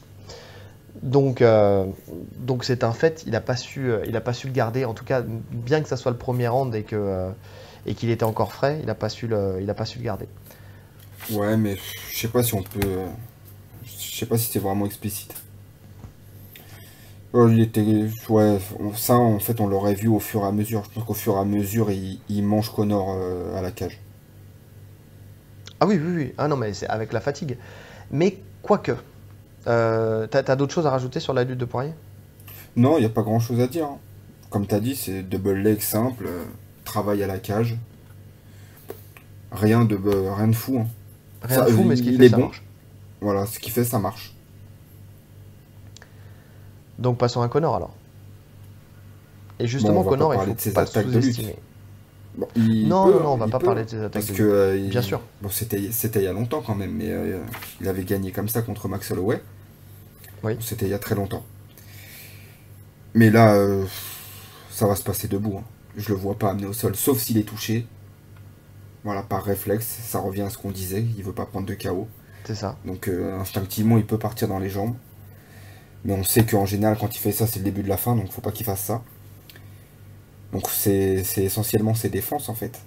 D'ailleurs, je me demande, avec le recul, si c'est pas ce qu'il a essayé de faire quand il a pris le dernier uppercut, en fait, le dernier coup qui l'a fait tomber. Parce que tu vois qu'il descend d'un niveau. Et je me Tu sais, demande mais si... je pense, hein, mais de toute façon, c'est instinctif, hein. Il y a Ouais, des mecs qui vont se mettre en boule, ils vont encaisser les frappes, ils vont tomber KO, et il y en a d'autres, leur réflexe, c'est de partir dans les jambes. Et c'est lui, ça. de toute façon, on sait que c'est ce qu'il fait. Oui, oui, c'est ça. Et je pense que c'est ce qu'il a fait, mais comme sa jambe, de toute façon, elle répondait plus. Le temps qu'il descende et qu'il mette l'impulsion, c'était fini. Mais il faut quand même pas sous-estimer sa lutte. Il l'a prouvé face à Khabib, de toute façon, même si, bon, Khabib étant le lutteur qu'il est, il a emmené tout le monde et il emmènera toujours tout le monde, donc là-dessus, il n'y a pas de souci. Mais celui qui a le plus posé problème dans les défenses de lutte, c'est quand même Conor. On a beau dire ce qu'on veut, je crois que de toute la carrière UFC de Khabib, c'est peut-être celui ou l'un de ceux qui lui a le plus posé problème. Dans le premier round, son premier scramble, il est magnifique. Ouais. Il vient, le pied à l'extérieur, limite même sur le coup, enfin, toi comme moi, on s'est dit, putain, il va lui prendre le dos. Mais j'ai cru, hein. Ah oui, Franchement, oui. j'y ai cru, hein. Ah mais très clairement, parce Mais que même, je crois même c'était qu'il a bien été fait. trop gourmand, hein. Il a été trop gourmand à un moment. Oui, il aurait, À un en fait, moment, il il aurait aurait dû pu ressortir de l'échange, C'est ça. mais il a voulu justement lui prendre le dos. En fait, l'orgueil de Connor, en fait, c'est tout simplement ça. C'est ce qui lui fait défaut, et à chacune de ses défaites, c'est ce qui lui a fait défaut. C'est son orgueil. Il se voit vainqueur facilement. Contre Diaz, il se voyait vainqueur. Contre Khabib, il se voyait vainqueur. Et contre Dustin Poirier, il se voyait vainqueur. Il s'est dit, je vais faire comme la première fois, je vais lui envoyer une gauche, il va tomber, on n'en parlera plus. Et contre Khabib, c'est pareil. Il s'est dit, je vais travailler mes défenses de lutte. J'ai travaillé pendant très longtemps, parce qu'il s'était préparé pendant très longtemps pour ce combat-là, au point d'en oublier tout le reste, justement. Et c'est ça le problème. Donc voilà, mais sur ses défenses de lutte, il était propre. Et quand on regarde, que ça soit donc sur son attaque où il est parti dans les jambes et que Conor a réussi à mettre son pied à l'extérieur justement et à l'empêcher, même sa ceinture entre les jambes, tu sais, c'était de la belle lutte. C'est des choses que tu vois quand tu regardes des combats de lutte, Ouais. combats de lutte libre. C'est des scrambles que tu vois techniquement, c'était super propre. Donc tu l'as vu là-dessus, tu l'as vu à la cage et tu l'as vu aussi au sol. On en reviendra au sol, mais parce que le sol, on peut voir deux choses, hein. On peut voir les parties où tu as des prises de position, soumission, et puis tu as de la lutte au sol. Et Khabib, ce qu'il fait, souvent, c'est de la lutte au sol, c'est-à-dire quand il vient ceinturer, mettre le triangle aux jambes, monter, on sent que c'est des choses de lutteur, tu vois, c'est de la lutte C'est au des sol. postures de lutte, ouais. Et pour le coup, Conor là-dessus, il a su désamorcer, c'est-à-dire que d'habitude, les autres, quand ils se font prendre avec le triangle, avec les deux jambes, le triangle de Khabib, ils sont bloqués Ouais. et après ils grappillent le terrain. Et avec Conor, ça n'a pas été le cas. Il a su, c'est très bien, c'est très simple. De toute façon, dans le premier round, il a pris presque pas de dégâts. Mais je crois qu'il n'en a pas pris. Il a complètement nullifié son jeu. C'est ça, Mais ça l'a cramé. c'est ça. Ça lui dépense, ça lui demande beaucoup d'énergie. C'est pas un lutteur de base, donc forcément, quand vous n'êtes pas dans votre domaine, vous utilisez beaucoup plus d'énergie. Oui. Donc c'est pour ça. Donc pour le coup, il ne faut pas sous-estimer sa lutte. C'est-à-dire qu'il est très dur à amener au sol. Il réagit très bien. Le fait justement, ça c'est la force, parce que le fait d'avoir cette jambe en avant, par contre, tu vois, à l'époque, avec sa garde de in-out de karatéka, il avait qu'une jambe devant, donc quand tu attaquais le single leg, en fait, il venait juste te pousser la tête et il s'enfuyait. Il prenait Ouais. la distance qu'il fallait. Donc il était très bon là-dessus. Là, effectivement, il s'est fait surprendre par Dustin Poirier, mais bon, c'était, pour le coup, comme on l'a dit, c'est parce que voilà, il s'attendait à un combat de boxe.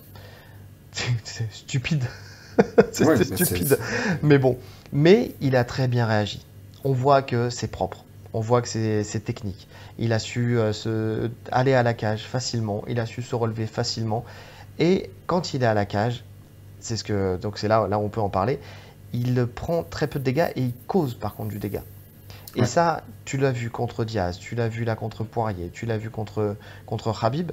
En fait, il fait une chose qu'il fait très bien. Déjà, il y a une chose qu'il ne faut pas oublier, c'est que chez Cavana, il travaille très très très régulièrement, voire quotidiennement, la lutte à la cage.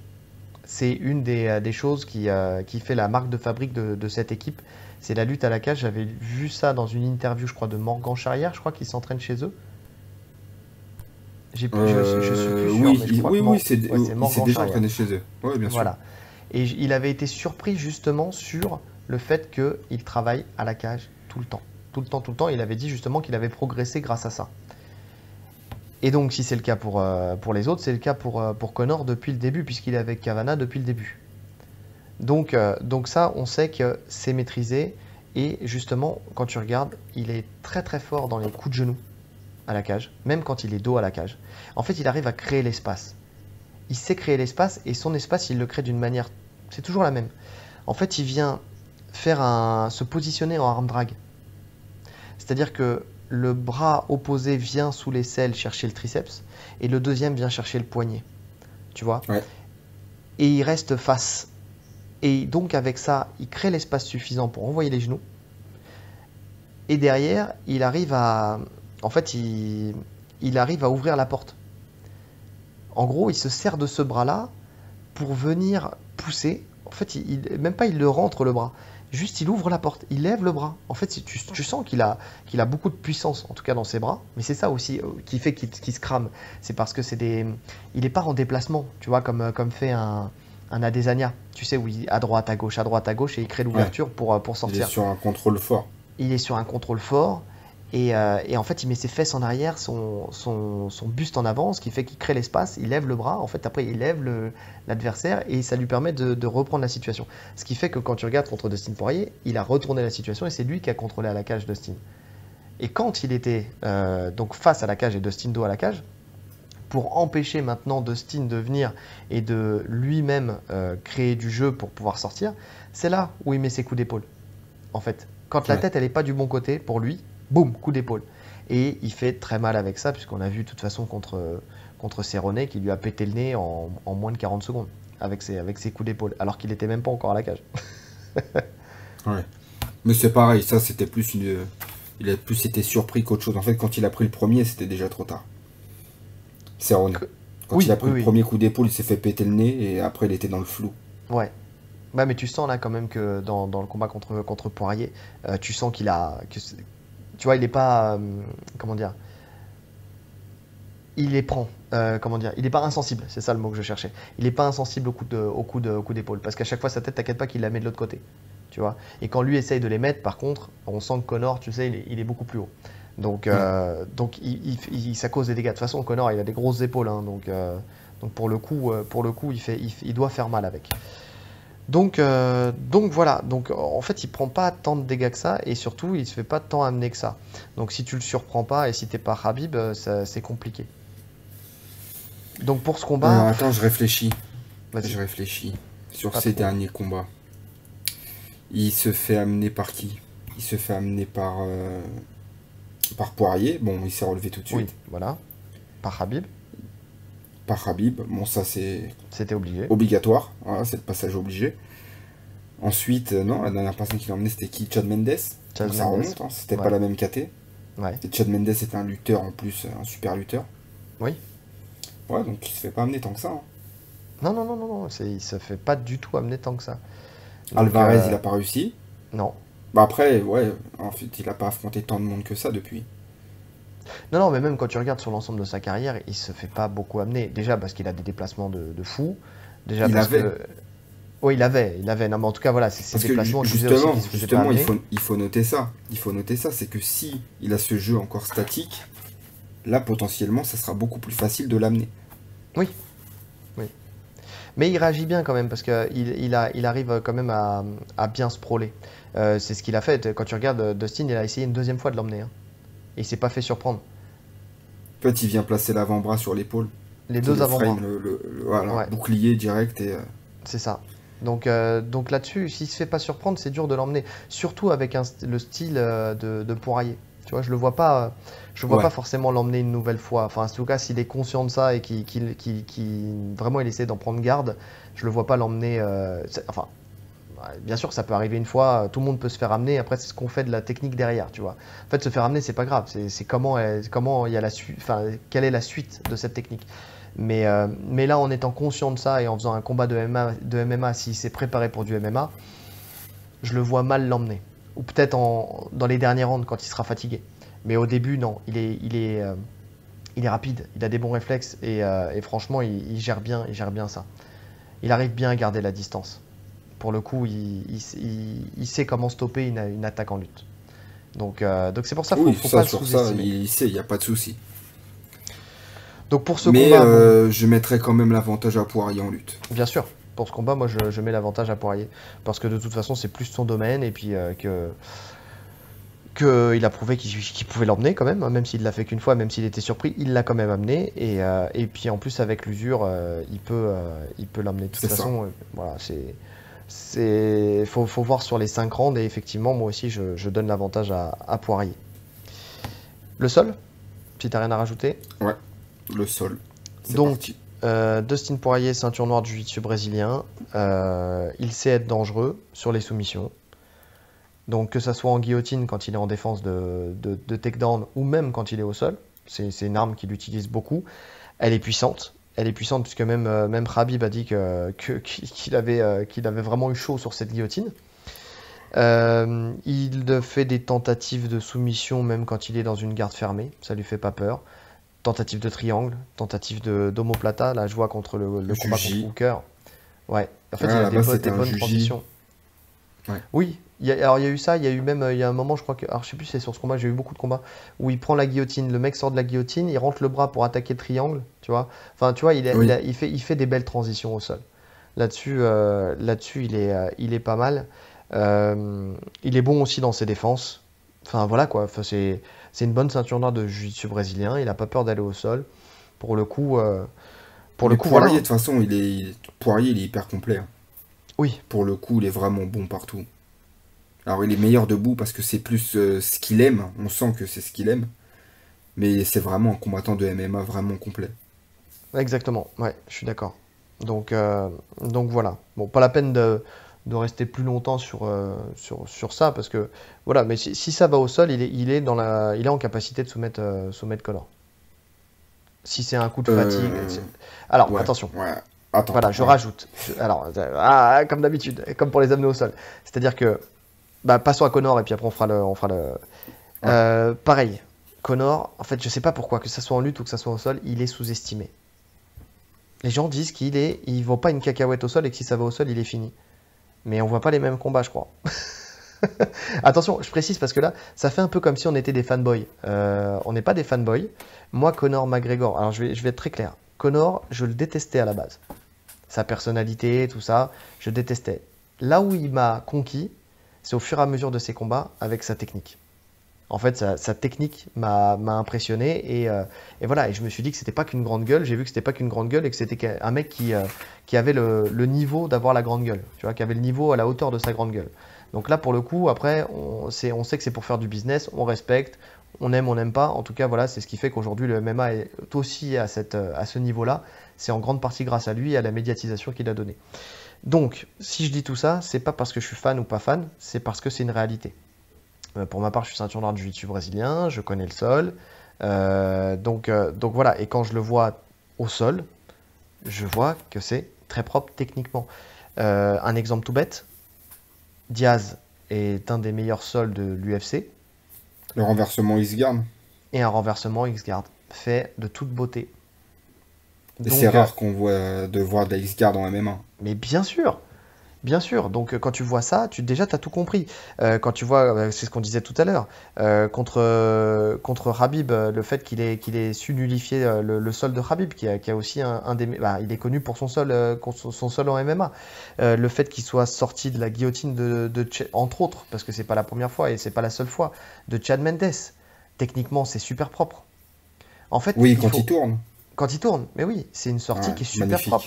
magnifique. C'est pas un truc que tu inventes. C'est un truc qui est travaillé, qui est répété, et voilà. Euh, alors oui, il s'est fait soumettre par Diaz. Il était dans le mal, il était à moitié KO, il était crevé, il a donné son dos et c'était fini. Oui, il s'est fait soumettre par Khabib. De la même manière, il fait une connerie, il donne son dos. Mais quand on regarde face à Khabib, toutes les recompositions qu'il fait, les recompositions de demi-garde, de garde papillon, les sorties d'étranglement dans le dos. Combien de fois il est sorti d'étranglement dans le dos? Parce qu'il aurait pu se faire soumettre bien Ouais. plus vite.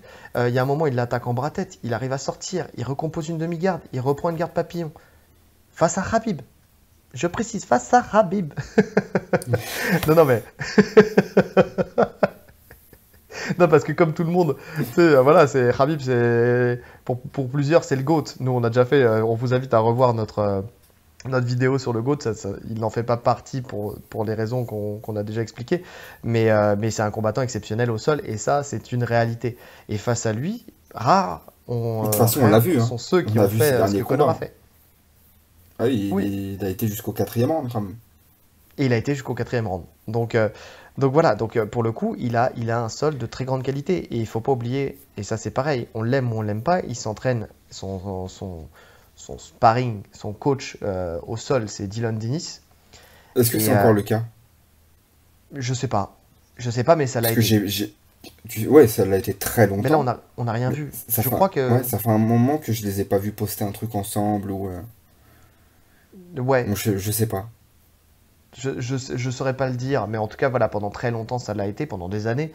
Et pour le coup, voilà, on l'aime ou on l'aime pas, mais c'est un des meilleurs grappleurs Jiu-Jitsuka, Jiu-Jitsero du game. Donc voilà, le mec a été formé par Marcelo Garcia, c'était un de ses meilleurs élèves. Il l'a viré parce que bah, il y avait des problèmes justement de comportement. Mais derrière, le mec, il est parti s'entraîner chez les Miao. Chez les Miao, on l'a vu faire des sparring avec les Miao, on connaît le niveau des Miao et il est au même niveau. Donc on l'a vu à la DCC. Alors oui, bien sûr, il se fait battre contre un Gordon Ryan, mais parce que tout le monde se fait battre contre Gordon Ryan. Mais c'est un combattant d'élite. Il fait partie des tout meilleurs grappleurs. Parce qu'on va parler grappling, puisque là on est sur du nogi, puisque c'est du MMA, les tout meilleurs grappleurs de la planète. Et quand on le voit tourner avec Conor, c'est pas une domination extraordinaire, hein. Conor est très bon au sol. Vraiment très bon au sol. Ouais. Donc c'est juste que, encore une fois, comme on disait pour Poirier tout à l'heure, c'est pas le domaine qu'il a envie de faire. Quand il est dans la cage, il n'a pas envie d'aller soumettre. Quand il est dans la cage, il veut mettre des KO, c'est son truc, c'est son kiff. C'est ce qui le motive à se lever pour aller à l'entraînement, c'est de mettre KO avec sa Oh, gauche. ouais, clairement, de toute façon, on le voit, hein, Connor ne tente pas de soumission. Contrairement à Poirier, lui, son sol, c'est vraiment pour se relever, pour renverser, repasser au-dessus. Oui, oui, oui. Mais il a un très bon sol. Que ça soit en Oui, défense de techniquement, soumission, c'est que propre. ça soit en recomposition, que ça soit en renversement, il a un très bon sol. Comme la lutte, on disait tout à l'heure, en fait, sa lutte, elle est ultra technique et son sol, il est ultra technique. C'est juste qu'aussi, il a conscience que sa fibre musculaire aussi fait que il durera pas longtemps au sol. Il va cramer ses Non, cartouches. ça c'est sûr. Bien qu'il s'entraîne beaucoup, et voilà, même si là il a dit qu'il avait fait beaucoup de sol aussi dans ce camp, je pense qu'il est prêt à y aller, mais c'est pas lui qui va aller le chercher, à moins d'être surpris. Ouais, ouais, je suis d'accord. T'as quelque chose à rajouter sur le sol? Non, mais je mets quand même l'avantage à Poirier sur le sol. L'avantage à Pareil, Poirier, dans, alors dans bah, cette optique de long combat, en fait. Tu vois, sur le voilà, long terme, il va prendre l'avantage. s'il est fatigué et tout ça, pourquoi pas, ouais. Mais encore, tu sais quoi, que ça soit pour la lutte ou que ça soit pour le sol, on peut donner l'avantage à Poirier, mais en fait, moi je sais même pas mettre un avantage en fait. C'est-à-dire que je pense que ça va se nullifier. Enfin, tu vois ce que je veux dire, c'est oui, il peut se faire soumettre parce que voilà, il peut très bien avec l'usure et les dégâts se faire soumettre, mais en fait, la probabilité que ça se passe, elle est tellement faible que Ouais, je non, sais mais même je pas vois si pas on de peut mettre soumission, hein. d'avantage. Je vois pas de soumission, hein. Mais j'arrive à le voir quand même, le contrôler assez longtemps pour gagner les rounds. Vers la fin, je te parle. Ah ouais, vers la toute fin, et encore, et encore. Je te jure, parce que regarde, tu prends Connor dans le quatrième, il était encore là, hein. C'est juste qu'il a fait cette erreur, et je ne sais pas pourquoi il a fait cette erreur, de... parce qu'il était bien positionné, et c'est lui-même qui a donné son dos. En fait, il a voulu se relever, tu vois. Il a fait une erreur tactique. Pour le coup, c'est une erreur tactique. Il a voulu se relever, et donc il s'est dit, bon, bah, je vais lui donner mon dos, je vais me relever, et puis je vais revenir face. Sauf que bon, bah, c'est sous-estimé Khabib, tu vois. Mais pour le Ouais. coup, voilà. Mais honnêtement, il était encore frais. Moi, il recomposait encore, hein. Tu sais qu'avant de prendre l'étranglement, enfin, c'est pas l'étranglement, c'est une clé de nuque. Mais avant de prendre son neck crank, comme il dit, avec mon bel accent, il sort d'un premier étranglement dans le quatrième. Ouais. Donc il est encore là. Donc ouais, non, je sais pas. Je saurais pas donner vraiment d'avis De pour le toute coup. façon, très clairement, pour moi, ça va pas se passer au sol du tout, ce combat. Non, C'est pas la clé du combat, tu vois. non, les deux ils veulent se casser la gueule. Même la lutte, en vrai. C'est pas du tout. Alors, la lutte contre la cage, oui, Oui, pour de la donc fatigue. debout. Mais je vois pas les amener au sol être un facteur déterminant dans ce combat. Oui, non, c'est plus de la fatigue. Ça sera plus pour l'user, pour pouvoir justement le rooster debout, mais c'est tout quoi. C'est tout. Je le vois pas non plus aller le chercher, le soumettre. Je pense pas qu'il veuille ça. Lui, il veut le chaos. Il veut. En fait, pourquoi Dustin Poirier il veut le chaos? Parce que c'est ça qui fait ta notoriété. C'est ça qui fait que tu vas gagner du pay-per-view. C'est ça qui fait que tu vas grossir. Pourquoi Khabib, malgré son talent, c'était pas le combattant le plus apprécié parce qu'il gagnait tous ses combats au sol. Tu vois, c'était que de la domination au sol. Les gens regardent du MMA mais ne veulent pas voir de sol. Donc il y en a certains qui l'ont compris et qui cherchent à boxer debout. C'est tout simplement ça. Les plus Voilà. grosses stars, de toute façon, elles sont debout. Tu vois, t'as un Demian Maia si vraiment les gens regardaient le MMA pour la passion de la technique, un Demian Maia aurait été une superstar, tu vois, par exemple. C'est pas le cas. Ouais. Mais le public américain fonctionne pas comme ça. Non. Heureusement, nous ne sommes pas américains. Je ne bois pas de coca.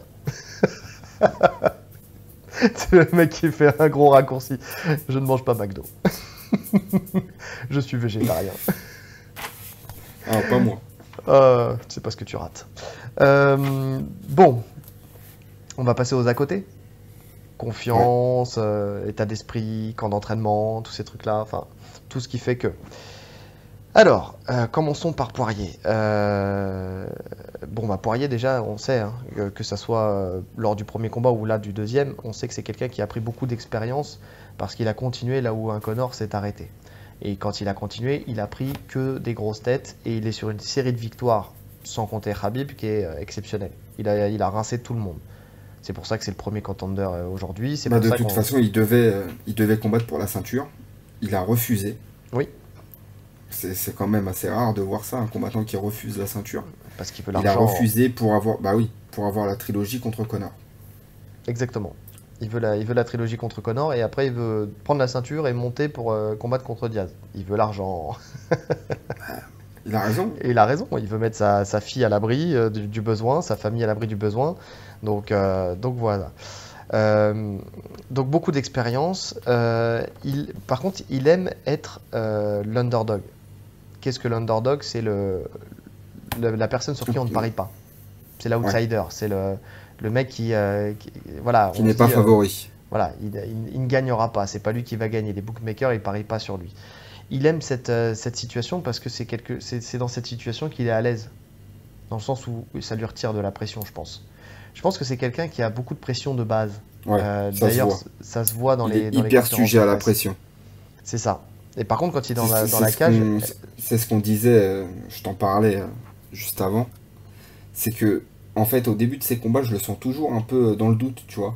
ouais, Mais c'est quelqu'un qui prend de la confiance au fur et à mesure du combat. C'est pour ça que progressivement il monte. Il commence à avancer, à progresser, à avancer sur toi constamment.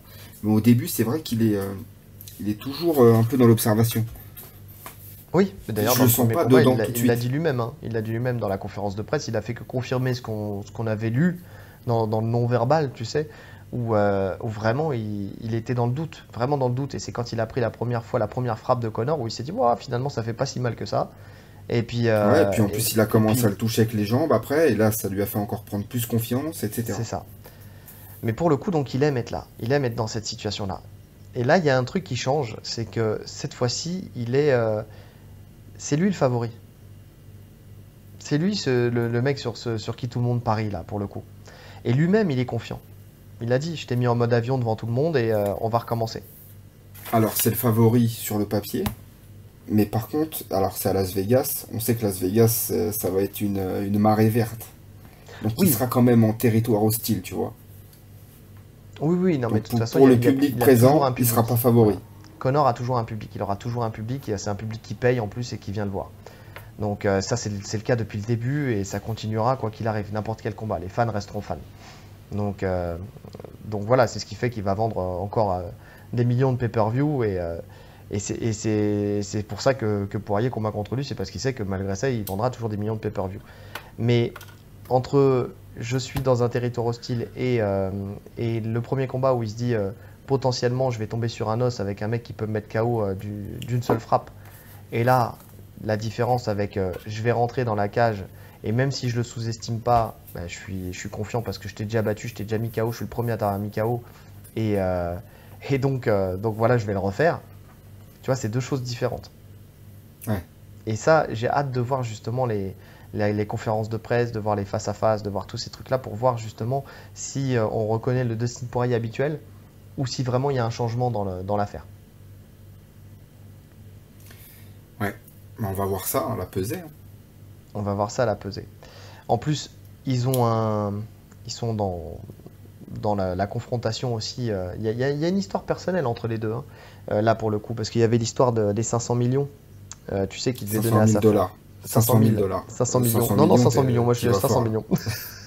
Bon, il est 2h40 du matin. J'ai le droit de me tromper de quelques zéros. Oui, en fait, quand ils ont signé le combat, Conor avait dit qu'il donnerait 500 000 dollars à la fondation, alors je sais plus le nom de la fondation, excusez-moi, Euh, de Dustin Poirier qui œuvre pour les enfants. Fight for Good, je crois. C'est ça, hein? Fight for Ouais, Good. c'est ça. Ouais. Ouais. Quelque chose comme ça.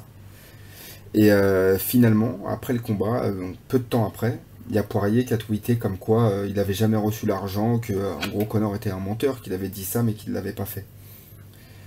Et à Et ça, Conor s'est expliqué, donc voilà. vas-y, je te laisse donner sa réponse. J'adore. Tu es Poirier, je suis Connor. Euh, Pourtant, t'as la plus grosse barbe. Donc, suite à ça, Connor a répondu que une promesse de don n'était pas un devoir en fait de le donner, qu'il avait envoyé des mails justement à l'équipe de l'association pour avoir un plan de financement pour expliquer pourquoi cet argent allait être utilisé, que c'était comme ça qu'il fonctionnait avec toutes les associations dans lesquelles il faisait des dons, et que là, il était sans réponse, et que s'il n'avait pas de réponse, il ne voulait pas donner de l'argent pour rien. Donc, Oui, ce qui est tout à fait normal. Pour le ce qui est coup, si, tout à fait si, normal. alors on sait pas ce qui s'est passé. Mais en tout cas, cette explication, elle est cohérente. On donne pas 500 Oui. 000 dollars à une association sans savoir où l'argent va. Comme il a dit, il peut très bien se les mettre dans la poche. Et d'ailleurs, il y a un autre combattant de l'UFC, je n'ai plus le nom et je m'en excuse, qui a dit comme quoi, qui a un peu confirmé le truc comme quoi Dustin Poirier potentiellement aussi s'en mettait dans la poche. Après, c'est vrai, c'est pas vrai, on sait est-ce qu'il l'aime bien, est-ce qu'il l'aime Voilà, pas, ça est-ce que tu c'est. vois, Voilà. ça, voilà. Ça, on Mais en peut tout pas cas, savoir. ça a été dit. Et ce qui est marrant, c'est que Conor a donné 500 000 dollars à une association en Louisiane, puisque l'association de Dustin Poirier est en Louisiane. Et voilà, il a fait un don à une Dans la autre même ville, association ouais. en disant voilà comme Un quoi. truc de boxe. Ouais, peut-être, je crois que c'est Une ouais, salle c'est de ça, boxe, c'est une il me salle de semble. boxe, ouais. C'est une salle de Et boxe qui s'occupe des jeunes défavorisés ou quelque chose comme ça. c'est ça. Et donc là, pour le coup, voilà, il a fait le don et donc ça faisait un pied de nez justement à Dustin Poirier. Donc il y a quand même quelque chose de personnel là pour le coup, en sachant que bah voilà, il y a Dustin Poirier qui a voulu, même s'il s'est excusé par la suite, qu'il a dit qu'il aurait pas dû mettre ça publiquement sur les Publiquement. réseaux, Ouais. mais il a quand même essayé d'entacher le nom de Conor. En sachant que Conor McGregor fait beaucoup de dons, fait beaucoup de gestes caritatifs. D'œuvre, ouais. Ouais, donc voilà, c'est pas dans ses habitudes. Sauf qu'il faut que ça soit carré. Le mec est un businessman, il faut que ça soit carré. En plus, il en a les moyens. Petite chose au sujet du camp de Dustin Poirier. Bon, camp habituel. D'après ce qu'il a dit, il ne mettra pas l'accent sur les low kicks cette fois-ci. Est-ce que c'est vrai, est-ce que c'est faux? On ne sait pas. Maintenant, c'est peut-être qu'un coup de com comme ça. Il est toujours très prêt physiquement. Il s'entraîne avec Phil Daru. C'est un préparateur physique qui est très demandé, très coté aux États-Unis. Junior Dos Santos s'entraîne avec lui. Il y a pas mal de combattants UFC, il y a pas mal de sportifs de haut niveau. Je vous invite à voir ces vidéos si vous vous intéressez à la prépa physique. Et c'est toujours très pointu. Donc voilà, donc ça, il est toujours très prêt pour ces combats. Après dans le camp, je sais pas vraiment comment ça s'est passé. Je sais juste que là, quand on a regardé Bon, bah, de toute façon, le countdown, j'ai regardé le countdown justement parce que comme on n'a rien vu de Conor, je l'ai pas vu. Je l'ai pas vu. je l'ai regardé tout à l'heure. Et quand on regarde, effectivement, il y a 90%, 99% de vidéos du camp d'entraînement de Dustin Poirier. T'as rien du tout du camp de Conor. Donc déjà pour parler, ça va être très compliqué. Mais Mais donc voilà, il y a juste son coach de boxe qui a dit qu'il était prêt qu'il était prêt. En tout cas voilà que si Conor il voulait gagner ce combat, qu'il fallait qu'il soit prêt à faire la guerre quoi. Ouais. Je rebondis juste sur le fait où tu dis que Poirier dit que les low kicks, ça sera pas la clé. Mais je pense que déjà dès le premier combat, c'était pas forcément la stratégie en fait, hein. Parce que au début, il aimait pas spécialement. C'est vraiment, il aimait, il voit que ça touche. Et puis au fur et à mesure, mais moi Je je suis sais pas pas si d'accord. c'était Ah, la si, si, si, stratégie si. de base, hein. Ah non, il les envoie fort dès le début, hein. Il les envoie Oui, fort bien dès sûr, le mais début. il les envoie tout le temps. Mais dans tous ses combats, il les envoie fort. Dans tous ses combats, il kick. Ouais. Je sais pas. Mais en tout cas, dès le début, Je sais pas si dans il sa met tête vraiment c'était la l'accent dessus, clé hein. en fait. Tu vois, là ça a été vraiment le tournant du combat parce qu'il les prend tous et qu'il les bloque pas et qu'il a pas de solution. Mais je sais pas s'il avait basé son game plan sur ça. Je sais pas. Parce qu'au début, il y a quand même. Connor désengage sur sa jambe au début. Donc si ça avait été pas dans le game plan, peut-être qu'il aurait pas insisté. Là, il insiste vraiment, hein, et il les Ouais, mais envoie il les pleine fait tout le barre. temps. Il Ouais, je sais les pas. envoie tout le temps plein de barres. Après, on le saura Donc jamais. pour moi, il va rien changer sur ça. Il les enverra toujours pareil. Si ça touche, ça touche. Si ça touche pas, de toute façon, je pense pas que ça Ouais. soit dans sa tête le truc dans sa tête les low kicks, ça fait pas tout en fait. Il va les envoyer comme d'habitude. Oui. Ouais. Je sais pas. En tout cas, on ne peut pas avoir la réponse, mais en tout cas, là, il a bien précisé que ça serait pas l'arme qui serait prédestinée à ce combat-là. Maintenant, on sait très bien, entre ce qui se dit et ce qui se fait le jour du combat, c'est deux choses différentes. Connor, toujours, lui, il est toujours lucide hein, quand il a une défaite. Il se repose jamais sur une excuse bidon. Il analyse tout de suite à chaud. Ensuite, je pense qu'il doit analyser aussi à froid. Et il fait les ajustements qui vont bien, en général. T'insinues quoi que Paulo Costa il a des excuses bidons? Ouais, ouais. Il était bourré, c'est pas de sa faute. Il était bourré et il a pris des médicaments, je crois, parce qu'il n'avait pas à dormir. Il Ouais, était voilà. trop stressé. Donc, donc voilà, non, mais t'as toujours hein, j'aurais pu gagner. Si j'avais pas trébuché, j'aurais gagné. Si l'arbitre m'avait pas arrêté, j'aurais gagné. S'il m'avait pas mis le doigt Non, dans c'est l'œil, vrai j'aurais que gagné. l'analyse qui suit ses défaites, elle est hyper cohérente. Ouais. Bon, Il ce qui est dit dommage, c'est point c'est par qu'il. point. Vas-y, vas-y. Non, vas-y, dis. Non, j'allais dire, c'est dommage qu'il fasse pas son analyse avant. Ça lui éviterait de perdre. Mais bon, ça, c'est une autre histoire. Parce que le Non, mais calcul, bon, on va pas se mentir, hein, c'était pas une découverte. Bah, apparemment, pour lui, si. Bah, c'est parce qu'il regardait que des combats d'anglaise. C'est pour ça. Ah, mais Il s'est dit, putain, il y a des jambes. Ah bon? On peut taper sous le genou? Parce que j'ai jamais vu Pacquiao taper sous le genou.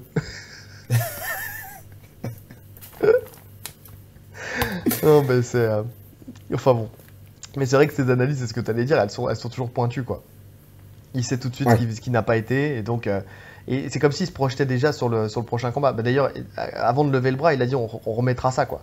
Il était à côté de lui, il a perdu, il a dit on va remettre ça. Le mec est déjà projeté sur le prochain combat. Ouais. Il y a un autre point.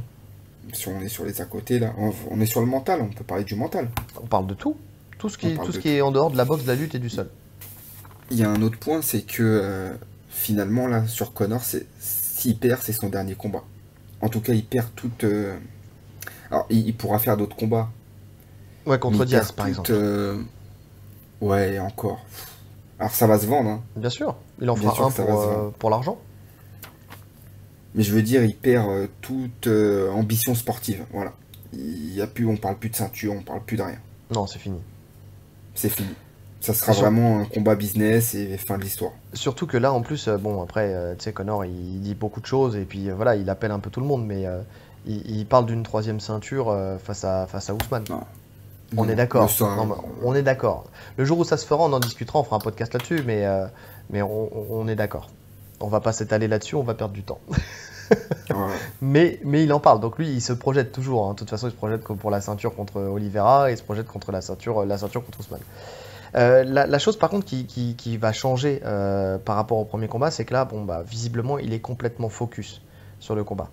C'est-à-dire que lors du premier combat, moi j'ai été choqué. En fait, j'ai eu un espoir. Enfin, comment dire? J'ai eu un chaud-froid. C'est-à-dire que avant la semaine avant l'UFC, avant qu'il arrive à Abu Dhabi, Je le voyais, il s'entraînait, il arborait des physiques de dingue, Fast McGregor, machin. Le mec, tu voyais, tu te disais, bah, il sera prêt comme jamais. Mais vraiment, vraiment pour le coup, tu te disais, ça va être une machine. Et puis après, plus on avançait vers le combat, et plus je me disais, mais putain, là, il fait de la com pour son whisky, là, il fait une pub pour son jeu vidéo, là, il fait ceci, là, il fait une soirée, là, il fait un machin. Là, il est avec ses enfants, tu le vois, il a les enfants dans les bras, il Ouais. arrive dans la chambre d'hôtel, il y a des ballons partout. Tu vois, c'est Disneyland dans la chambre d'hôtel. Le mec, il est là, après, tu le vois, il est là, il vient, il lui serre la main à Dustin Poirier. Ah, tu me donneras ta sauce piquante, moi, je vais te donner du whisky, moi, je. Putain, mais tu te dis, mais attends, qu'est-ce que tu Il est où, fais? Connor? Et en plus de ça, c'est. Déjà, il est où Connor? Et en plus de ça, c'est. T'as conscience que tu vas combattre? T'as pris conscience là Non, que non. tu vas affronter Il un était, adversaire euh, qui est dangereux, il était en tu vois? promo. Il était en promo. C'est ça. Il faisait sa promo.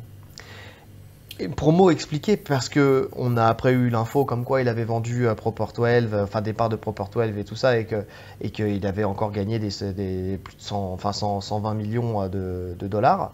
Donc là, on peut comprendre. Donc voilà, c'était le cas pour le premier combat. Mais là, il a vendu ses parts. Là, il est Ouais. focus. Là, il est dans un camp d'entraînement à Abu Dhabi. À Dubaï ou à Abu Dhabi, je sais plus. Parce que justement, enfin en tout cas dans les Émirats, parce que justement pour s'entraîner, c'est facile, il y a moins de restrictions et tout ça. Donc ils ont fait un camp voilà, où ils sont entre eux là-bas, ils vivent ensemble, ils dorment ensemble. Cavana, il dort chez lui. Il part en vélo à la salle, il s'entraîne toute la journée dans un vrai camp de MMA avec des sparring en MMA. Il fait de tout, il fait pas que de l'anglaise. Il est focus, il n'a pas ses enfants, il n'a pas sa femme. Sa femme, elle était enceinte aussi pour le premier combat. Depuis, elle a accouché. Ça fait un stress en moins. Enfin, tu vois ce que je veux dire, tu sais, c'est tout con, mais Ouais. c'est tout Ouais, un ça tas de compte, petites hein. choses Ça qui fait compte. que il a vendu son entreprise, il a pu à se prendre la tête avec ça, il a pu ce stress-là de combien je vais vendre mon entreprise. Même s'il parle qu'il va ouvrir une chaîne de pub à l'international, c'est pas encore fait, c'est juste une idée comme ça, ou peut-être ça a commencé, mais il est loin de finaliser son truc. Donc, il a vraiment, là pour le coup, il a de quoi se mettre à 200% dans ce combat. Il n'y a rien, il n'y a pas de choses qui peuvent le sortir de juste son objectif qui est battre Poirier pour cette belle, finalement. Ouais. Mais si on devait définir qui a le plus de pression sur les épaules, c'est clairement Connor. Bien sûr, C'est lui qui a le plus à perdre. mais il aime ça. Poirier, il a pas grand Poirier, il a rien à perdre. Il fait son deuxième money fight. Ouais. Il sait qu'il arrive sur la fin de sa carrière, quasiment Poirier. De toute façon, il avait annoncé qu'il voulait pas faire des guerres comme ça jusqu'à je sais pas quel âge. Donc lui, là, il a assuré sa retraite. Déjà avec le premier combat. Maintenant, là, il y a la revanche, donc il va encore prendre un gros chèque, encore plus gros que le premier, je pense. Oui. Donc lui, c'est tout bénef pour lui. Tout bénef. Par contre, Connor, s'il perd, comme on a dit, sportivement, c'est fini. Et même d'un point de vue business, parce que si on parle que business, lui, c'est son image qui vend. Et l'image d'un mec qui perd, c'est beaucoup moins vendeur, tu vois, pour sa marque de vêtements, pour tout Ah, ce qu'il a fait, en fait, pour son elle programme s'appelle, d'entraînement. elle s'appelle Chomp Chomp. Donc forcément, si Ouais, tu tu perds, vois. déjà il y a un problème Non, déjà. sa marque de vêtements, c'est Auguste. Auguste Ah McGregor. ouais, non, parce qu'il y avait il avait des joggings où il y avait marqué Chomp Chomp. Je Non, crois que non, c'était le nom de la marque. non, non, c'est Ah bon. Auguste McGregor. D'ailleurs, je voulais acheter un polo la dernière fois, mais j'ai vu le prix, j'ai dit non, je vais aller à Kiabi. Ok, ah ouais, laisse tomber. Donc voilà, donc tu vois, quand tu perds, On va ouvrir forcément un ton Tipeee. image. On va ouvrir un Tipeee pour acheter un polo à M. Rolly. Vas-y, si vous voulez, les gars. Non, Avec non, si on plaisir. a un Tipeee, ça serait pour se payer un compte Flowgrap. Déjà, avant de payer des polos. D'ailleurs, il faudrait qu'on le fasse. Dites-nous si vous êtes. Dites-nous en commentaire si vous êtes enclin à nous donner quelques euros pour ouvrir un compte Flowgrap. Moi, je te les donne, allez. Tu me fais de la peine. Oh putain. Ah non, mais par fierté, je ne veux pas leur donner mon argent à moi. Mais si la communauté. L'argent des autres, c'est bon. Bah parce qu'ils payent pas tout, tu vois, ils donnent quelques euros, 2-3 euros, tu vois, chacun, tu vois. Alors, ça peut payer sur une année un compte Flowgrap, tu vois, pour qu'on fasse un peu plus de jiu-jitsu brésilien sur cette chaîne, ça serait sympa. Passons, passons. En plus, t'as coupé ce que je disais. Je m'en fous. Ah, ouais, je vois ça. Non, tu disais que l'image de champion, c'était important, tu sais, dans le business, quoi. Ouais, mais même pas forcément de champion, de vainqueur, en fait. Oui, de Tu vois, vainqueur. le mec qui prend 2 KO d'affilée, si jamais il perd par KO, là, il perdrait quand même beaucoup d'argent. Alors il est riche, oui, mais voilà, il est dans un mood de businessman où il veut toujours plus. Et je pense que ça le fait chier de perdre de l'argent. Donc s'il perd ce combat, forcément, il perdrait de l'argent. Oui, oui, parce que voilà, lui, son objectif, c'est de pas s'arrêter là. Je pense que son objectif, c'est d'être milliardaire, de toute façon. Oui, C'est toujours clairement. plus. Bah, De de toute toute façon, façon, voilà. il l'a annoncé. Il a annoncé que d'ici la fin de l'année ou dans 2 ans, je crois, je sais plus exactement, mais sur le court terme, il a annoncé qu'il serait milliardaire. Voilà. Bon, après, je pense que victoire ou défaite, il atteindra son objectif. Aujourd'hui, il a les moyens d'investir, il a la technique, il a le, tu vois, il a les contacts. Donc voilà. Après, c'est juste que ça sera peut-être un peu moins sur son nom, mais ça l'empêchera pas de monter ses business. Tu vois, il sait comment ça marche. Il sait comment ça marche, il sait comment faire de la promo. Il aura toujours des followers, il aura toujours des gens qui le suivent, même s'il perd. Oui, Même s'il perd, il aura toujours. Parce que c'est une personnalité, en fait, finalement. Sa personnalité, elle n'est pas que sur la victoire ou sur la défaite, sinon, il serait déjà plus dans le game. Parce qu'il a déjà oui, perdu, il a clairement, déjà perdu avec la manière. clairement. Donc, bon, je suis pas sûr que ça influe sur son business, tu vois, véritablement. Mais en tout cas là, une chose est sûre. Non, mais à court terme, les gens ont une petite mémoire. Il va faire un peu de com, un peu de trash talk, il va faire ses petits posts. Les gens, en fait, là maintenant, il y en a beaucoup qui le suivent pour son lifestyle. Tu sais, il poste sur Instagram avec des costumes de grandes marques, des Ouais, montres de grandes marques et tout ça. C'est plus ça, c'est plus devenu un influenceur qu'autre chose, tu vois. ouais, c'est vrai. Ils suivent sa vie de famille. Finalement, le combat, les gens, ils ont compris que c'était un à côté. Là où c'était le principal à l'époque, maintenant, c'est devenu un à côté, tu vois. Donc moi quand je le regarde, quand je regarde son Instagram, c'est plus parce que j'aime bien son Instagram. Tu vois, j'aime bien ce qu'il poste. Et encore, je regarde de temps en temps. Moi, je suis pas non plus, je suis pas scotché dessus. Mais quand je tombe sur une publication, tu vois, voilà, je vais pas la passer. Je vais regarder et puis voilà. Mais ça changera rien. Moi, qui gagne, qui perde, en fait, finalement, ma vision de Conor McGregor, ça changera pas grand-chose. Et je pense que ça sera le cas pour un maximum de gens. Il fait partie de ce genre de personnes ouais, qui garderont leur hype, quoi qu'il arrive. Quoi qu'il arrive. Ouais, je sais Et pas. c'est peut-être un des seuls, hein. C'est peut-être même le seul. Mais voilà, Oui, il a dépassé le cadre de son sport. Ça, c'est ça. clairement. Donc, euh, donc c'est pour ça. Mais en tout cas, une chose est sûre, c'est que là, en fait, je pense que la pression qu'il a, je pense que c'est même pas avec le niveau business, c'est même pas à ce niveau-là, c'est plus une pression qui se met dans le sens où il veut laver l'affront, quoi. Il veut gagner, et voilà, c'est plus une pression là-dessus. Je pense qu'il est focus, vraiment là pour le coup, il est focus. Là, justement, on peut retrouver le Connor du début qui avait la haine et qui voulait gagner, qui voulait, tu vois, qui faisait tout pour gagner, quoi. Bah, moi, la dernière fois où je l'ai vu avec une pression de dingue, c'était son retour contre Cerrone. Ouais, ouais, Tu sentais ça se qu'il était ressentait. sous pression, mais c'était vraiment. Mais ça se lisait sur lui, tu vois. Alors que normalement, il est toujours foufou et tout. Et là, tu sentais que de toute façon, on voit comment il explose de joie, enfin, à la fin du combat quand il gagne. Ouais. C'était vraiment la libération. Oui, il avait besoin de cette victoire.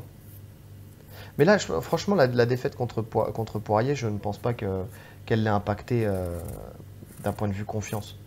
Je pense que c'est pas un truc où il s'est fait surclasser de A à Z. Ouais, C'est juste, ça aurait pu arriver sur n'importe quoi. Tu sais, une blessure, il aurait pu prendre un mauvais coup dans le genou, même un seul. Tu sais, tu perds ton appui, tu perds. Finalement, c'est ça. Là, dans sa tête, il peut très bien se dire, même s'il a analysé le pourquoi du comment et qui va corriger, parce que je pense que c'est quelqu'un qui est comme ça, tu vois. Mais il pourrait très bien se dire, en fait, tu retires cet élément-là, je gagne, tu vois. Je le touche, au point, c'est moi qui le touche. Jusqu'à milieu du deuxième round, finalement, même avec la jambe blessée, il continue à le toucher, tu vois. C'est juste l'accumulation après qui fait que. Donc pour lui, il sait qu'il a une potentialité, il sait qu'il peut gagner, il sait qu'il peut gagner. de toute façon, il sait qu'il va le toucher. Ça, c'est sûr. Oui, moi, je pense dans sa tête, il va pour le mettre KO. Mais oui. Même si, bon, on va commencer les game plans là, mais enfin, il faut pas qu'il parte dans cet état d'esprit de se dire je vais le mettre KO. Enfin, Ouais. le KO doit venir. On va venir. Game plan. Donc, Poirier. À mon sens, je te dis ce que je pense et puis tu me diras si on est sur la même longueur d'onde pour les deux, si tu as des choses à rajouter. Donc, laisser McGregor venir à lui et ne pas se précipiter pour ne pas créer des situations de contre. En fait, c'est vraiment ça, donc pour McGregor. Chercher à le fatiguer à la cage sur les 2 premiers rounds. Parce que même s'il gagne pas les échanges, il cramera moins vite que lui. Les low kicks, bah, effectivement, moi je suis d'accord avec lui, ils devront pas être aussi présents que dans le premier combat, parce que effectivement, ça, encore une fois, ça peut créer des situations de contre, mais il va pas falloir les négliger. Moi je serais lui, je les mettrais au moment de si McGregor attaque, prend l'initiative d'attaquer, étant donné qu'il met beaucoup de poids sur sa jambe avant, en fait c'est là où je les mettrais en contre. Comme il n'a pas peur de prendre des frappes, il n'a pas peur de prendre des coups parce qu'il sait qu'il tombera pas KO sur un coup quand il sait que cette frappe vient, que c'est pas un contre justement. En fait, moi, je profiterais de l'attaque en gauche, en droite-gauche, puisqu'il est en garde inversée, puisque c'est ça qu'il a fait. Il a fait souvent le même enchaînement. Dès qu'il Ouais. prend son appui sur sa jambe avant, j'envoie le low kick. En fait, je le mettrai pas à tous azimuts comme il l'a fait dans le premier combat. C'est vraiment chirurgical. Il vient, bam, je fais ça et le contre en crochet. Tu vois, une fois en bas, une fois en haut, une fois en haut, une fois en bas. Pour vraiment, en fait, le casser dans ses attaques. Mais je le laisserai venir à moi, pour le coup. Donc, voilà. Pour moi, c'est le game plan, pour moi, c'est ça, pour Dustin Poirier. Ouais, je suis d'accord. Je rajoute juste le fait que il doit quand même, je pense, au moins une fois ou deux tenter une amener au sol, même s'il n'y arrive pas. Tu vois, juste pour mettre ce petit doute. Oui, je suis d'accord. Je suis d'accord. Parce que ça va lui servir sur, justement, sur quand il avance et qu'il change de garde. Il y aura ce doute de ah, je vais défendre l'amener, mais là il peut mettre le overhand, etc. Donc il doit le surprendre à ce niveau-là, sur la lutte. Ouais. Après, ça, c'est le game plan que je verrais, mais je vois un Dustin Poirier continuer à avancer continuellement. Enfin, pas le laisser venir à lui, justement. Avancer, avancer, avancer, et puis justement faire ses shifts comme il fait toujours. Donc, même si potentiellement, en fait, pourquoi je mets ce game plan là? Parce que pour lui, parce que je pense que le game plan de Conor McGregor, ça va être justement de jouer sur ses shifts.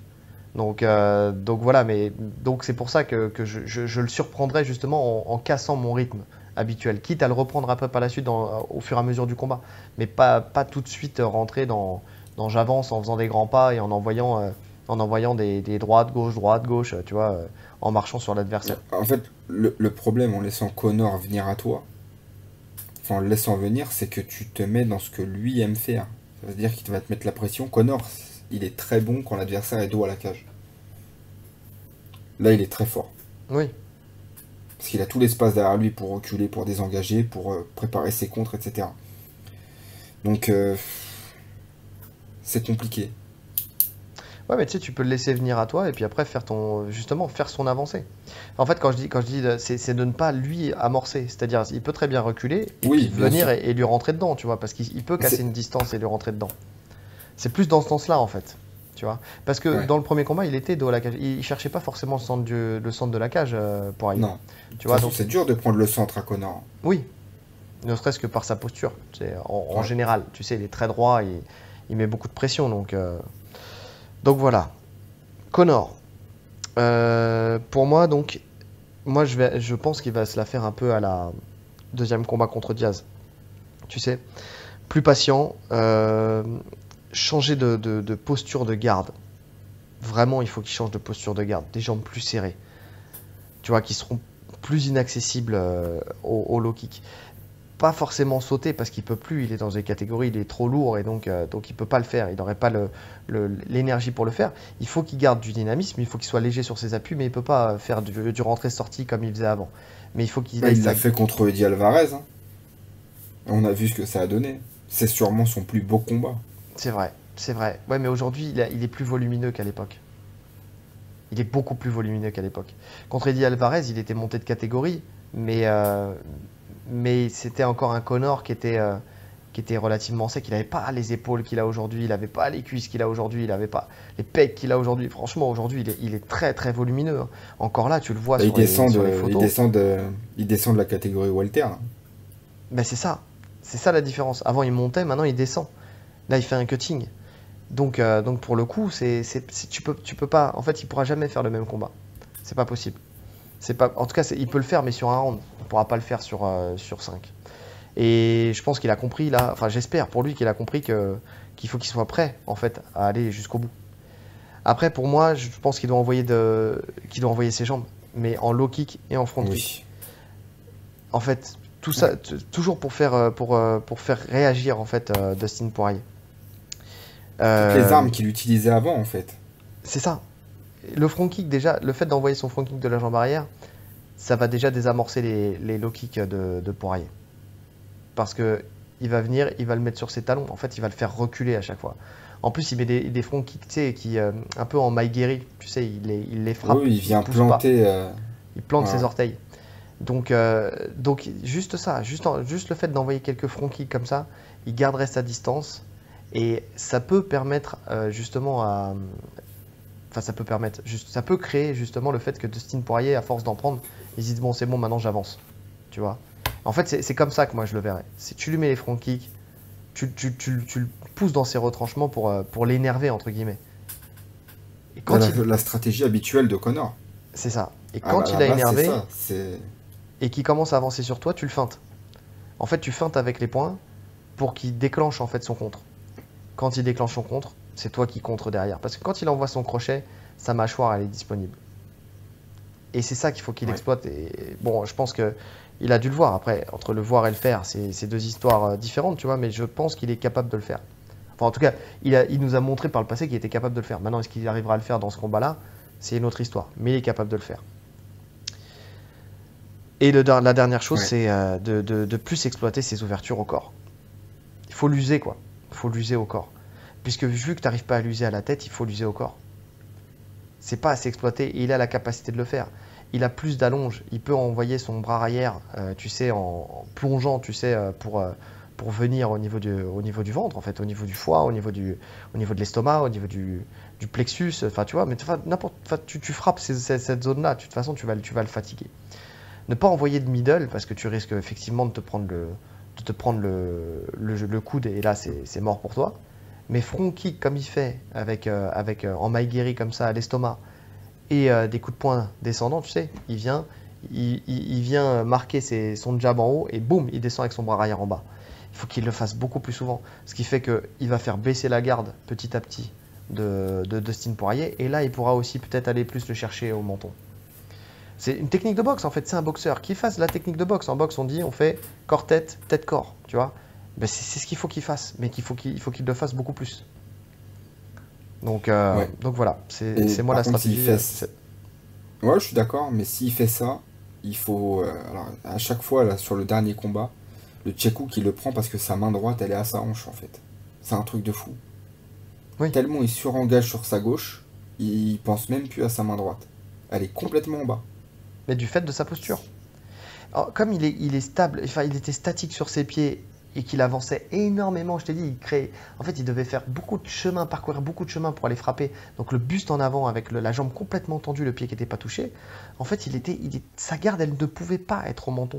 Tu peux pas être penché et avoir ta garde au menton. Tu es déséquilibré, tu vois. Donc c'est impossible. S'il change sa garde, s'il rapproche ses jambes, ça sera différent. Je pense que bon, il fait toujours cette erreur-là. Attention, il fait toujours cette erreur-là de baisser ses poings. En fait, il envoie ses frappes et ses mains, elles sont jamais très hautes. Mais il a tellement un coup d'œil extraordinaire, tu vois, qu'il arrive en fait à désengager juste assez le buste pour ne pas prendre la frappe. Mais ça n'a de valeur que si ses jambes elles sont plus rapprochées. Tant qu'il aura les jambes écartées comme ça, c'est mort, il va tous les prendre.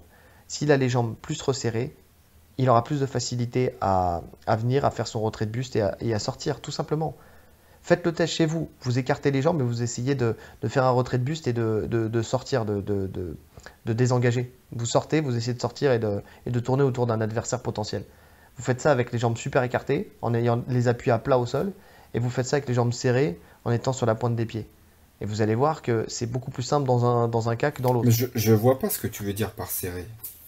Parce que pour moi, il n'aura jamais les jambes serrées. Non, quand je dis jambes Ça serrées, serait non. même ça serait même une grosse erreur Non, s'il non, serrait les jambes. non, mais pas serré. Quand je dis serrer les jambes, c'est pas c'est serrer les jambes par rapport à sa garde de base. Quand je dis serrer les jambes, il faut pas qu'il ait les jambes, il faut pas qu'il soit debout c'est comme s'il était dans le métro, tu vois ce que je veux dire? Oui, ça, ça j'ai compris quand même. Quand tu regardes un combat de kickboxing et tu regardes un combat de boxe anglaise, tu vois que l'écart de jambes, c'est pas le même. Ouais. Tu vois? C'est ça que je veux dire. Ouais, mais lui, il a pas une garde de kickboxing. Il a jamais eu. Oui, mais C'est même contre nature pour lui. quand il était. Non, mais même quand tu regardes ses combats et qu'il était dans une garde de karatéka, il était moins bas sur ses appuis. Là, en fait, quand tu regardes, il est très bas sur ses appuis. C'est là où je te dis qu'il a une garde anglaise. Il a les jambes écartées et il est très bas. Tu vois? Et Ok, je vois. tu vois, et Là, je vois. il faut qu'il soit un peu plus haut sur ses... En fait, voilà, jambes serrées, un peu plus haut sur ses appuis. Ouais, c'est Pour ça. justement Ok. pouvoir bouger plus facilement. En fait, plus sur la pointe des pieds, tout Oui, simplement. oui, oui. Là, il était trop à plat, flat foot. Il était vraiment là pour le coup. C'était pas jouable. Et encore moins pour un combat de MMA. Ouais. Franchement, moi, dès le début du combat, je me suis dit, mais c'est quoi cette posture? J'avais jamais vu cette posture chez Conor McGregor. Jamais, jamais, jamais. Et c'est pour ça que je me suis dit, bon, ça sent mauvais. D'ailleurs, tu te souviens, on regardait le combat en même temps et je te disais, ça sent mauvais. Ça sent mauvais, ça va mal finir. Et effectivement, ça a mal fini. Ouais. Donc, et là, en le revoyant, je confirme, ça sentait mauvais et ça a mal fini. Dès le début. Ouais, ouais, parce que même s'il touchait, il pouvait pas être, il pouvait pas faire mal. Il pouvait pas le, il- il- c'est pas possible. Il pouvait pas avoir justement cette faculté justement à reculer, comme c'était le cas contre José Aldo, tu vois, où il a envoyé sa jambe et en fait il a juste reculé ce qu'il fallait, mais il était haut sur ses appuis. Et pourtant, quand il démarre le combat, il avance sur lui en étant haut. Mais très rapidement, il s'est baissé. Très rapidement, il est rentré dans un truc où il s'est dit, limite, on va rester face à face. Tu sais l'exercice que je vous faisais faire, un pied dans le cerceau. Oui. Voilà. Deux face à face, un pied dans le cerceau et tu t'envoies en anglaise. Et ben, limite, j'ai cru que c'était ça. En fait, ils pensaient qu'ils allaient faire ça comme combat. Chacun à pied côte à côte et puis vas-y, c'est bon, on s'envoie des parpaings. Sauf que ça n'a pas Ouais. été le cas pour Poirier, quoi. Ouais. Donc il faut qu'il Non, sorte de ce c'est. schéma-là. Oui, de toute façon, je pense que c'est prévu. Je pense pas qu'il va refaire deux fois la même erreur. Ça serait complètement con. Croisons les doigts. Pronostic, parce qu'on est à 1h51 de podcast quand même. C'est un très long podcast. Pronostic, à toi. Pronostic. Franchement, c'est compliqué. C'est compliqué parce que en fait, tout peut se passer dans ce combat. Autant Connor peut faire les réglages, je pense qu'il peut le mettre KO. Alors, Dustin, il faut le mettre KO net. Tu peux pas le toucher et le finir. Après, c'est compliqué, comme on l'a dit, il récupère hyper vite. Donc, il faut vraiment un contre. Et un contre, il y a que je vois que Connor dans cette catégorie qui peut lui mettre un contre aussi précis. Exact. Mais est-ce qu'on n'est pas. Est-ce qu'on vit pas dans le passé en parlant de Connor? C'est ça le problème. Oui. C'est que quand on pense à Connor, on pense à ce qu'il a fait avant, mais c'est vrai que sur ses derniers combats, on était un peu déçus. Est-ce qu'il est capable en si peu de temps de revenir au Connor d'avant? C'est ça la question. Ouais. Bah après, c'est plus simple de réacquérir des compétences que tu avais déjà, plutôt que d'en acquérir des nouvelles. C'est sûr. Bon, allez, je vais dire Connor quand même. Je vais dire Connor par KO. Je le vois pas, moi je le vois pas le faire la même chose que contre Diaz 2. Je le vois pas gagner à la décision. Je pense que Dustin il est trop solide il va trop accélérer sur la fin. Plus ça va aller, plus les chances de gagner s'inversent. Donc je dirais Connor par KO deuxième round. Mhm. On a le même cerveau. C'est ce que alors c'est s'il fait les bons ajustements. Si vraiment il prend à cœur ce combat et qu'il fait pas le con et qu'il sort une fois pour toutes de l'anglaise, quoi, parce que c'est ça qui l'a tué en fait dans sa carrière de Mais MMA, c'est grave.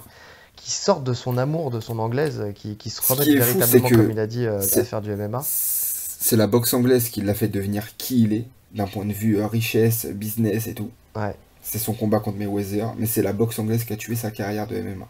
c'est ça. Qui a tué sa carrière sportive, tout quoi. Donc s'il sort de ça, vu que là il n'y a pas de combat contre Manny Pacquiao qui est prévu après, vu que ceci, vu que cela, et qu'il fait les bons ajustements et qu'il revient et qu'il arrête de faire son truc tout seul, je le vois aussi, ouais, KO au deuxième. Par contre, si c'est pas le cas et que ça va à la décision, si ça va à la décision, c'est pour Poirier. Décision unanime. Ouais. Parce que je sais pas pourquoi, mais j'ai du mal à voir Poirier le mettre KO. Alors je peux peut-être complètement me tromper, hein, mais j'ai du mal à voir Poirier le mettre KO une deuxième fois. Ouais, moi aussi. Donc à mon sens, c'est soit Connor fait les bons ajustements et c'est KO au deuxième, soit, soit ça va à la décision et ça sera Poirier. On est tout à fait d'accord. Eh bien écoute, c'est parfait. On peut se quitter sur cet accord. Pas le temps de parler du co-main event, c'est dommage parce que c'est à voir. Stephen Wonderboy Thompson contre Gilbert Burns. Pas le Ouais, temps d'en c'est vrai, y a pas parler. le temps. Mais Mais, vas-y, juste un prono. Juste un prono comme ça. juste un prono comme ça, je pense que Stephen Thompson il peut gagner. Ok. Moi, je vois Burns. Alors, j'aurais pu dire, mais je pense que Stephen Thompson il a les armes pour ne pas, pour ne pas se faire amener au sol. Il a les déplacements pour ne pas se faire amener au sol. En fait, je vois mal Burns gagner sur un échange en boxe contre Thompson. Non, c'est compliqué, ça se passe au Euh, sol. Moi, je vois une soumission. et ben, j'ai du mal à le voir l'emmener. J'ai du mal à le voir l'emmener. Il se déplace vraiment trop bien. Il a vraiment une boxe exceptionnelle pour ça, quoi. Sa boxe, elle est tellement adaptée au MMA. Il a rarement été amené au sol, hein. De mémoire, ouais. Bah, il y a Woodley. Et c'est presque tout, en fait. Ouais. Donc, bon. Par contre, si ça va au sol, bien sûr. Oui. Soumission par Burns tous les jours. Mais Je voilà. vois Burns. Burns, il est vraiment dans... Il est au top, là. Moi, j'espère Burns, hein. J'espère, hein. Attention, hein. Entre ce que je vois et ce que j'espère, c'est deux choses différentes. J'espère Burns pour tout ce qu'on a déjà dit sur un précédent podcast. J'adore ce combattant. C'est en plus, bah voilà, jiu-jitsu brésilien, hein, donc on va pas se mentir, on représente les couleurs, mais bon. Après sur le papier, ouais, je sais pas. J'ai du mal à le voir l'emmener. De toute façon, réponse la nuit de samedi à dimanche. Ouais. Et bien voilà, on a fait un petit marathon. Il nous reste plus qu'à vous souhaiter Ah ouais. une bonne journée Ou une bonne soirée. en fonction de l'heure à laquelle vous nous écoutez. Allez, salut! Ciao.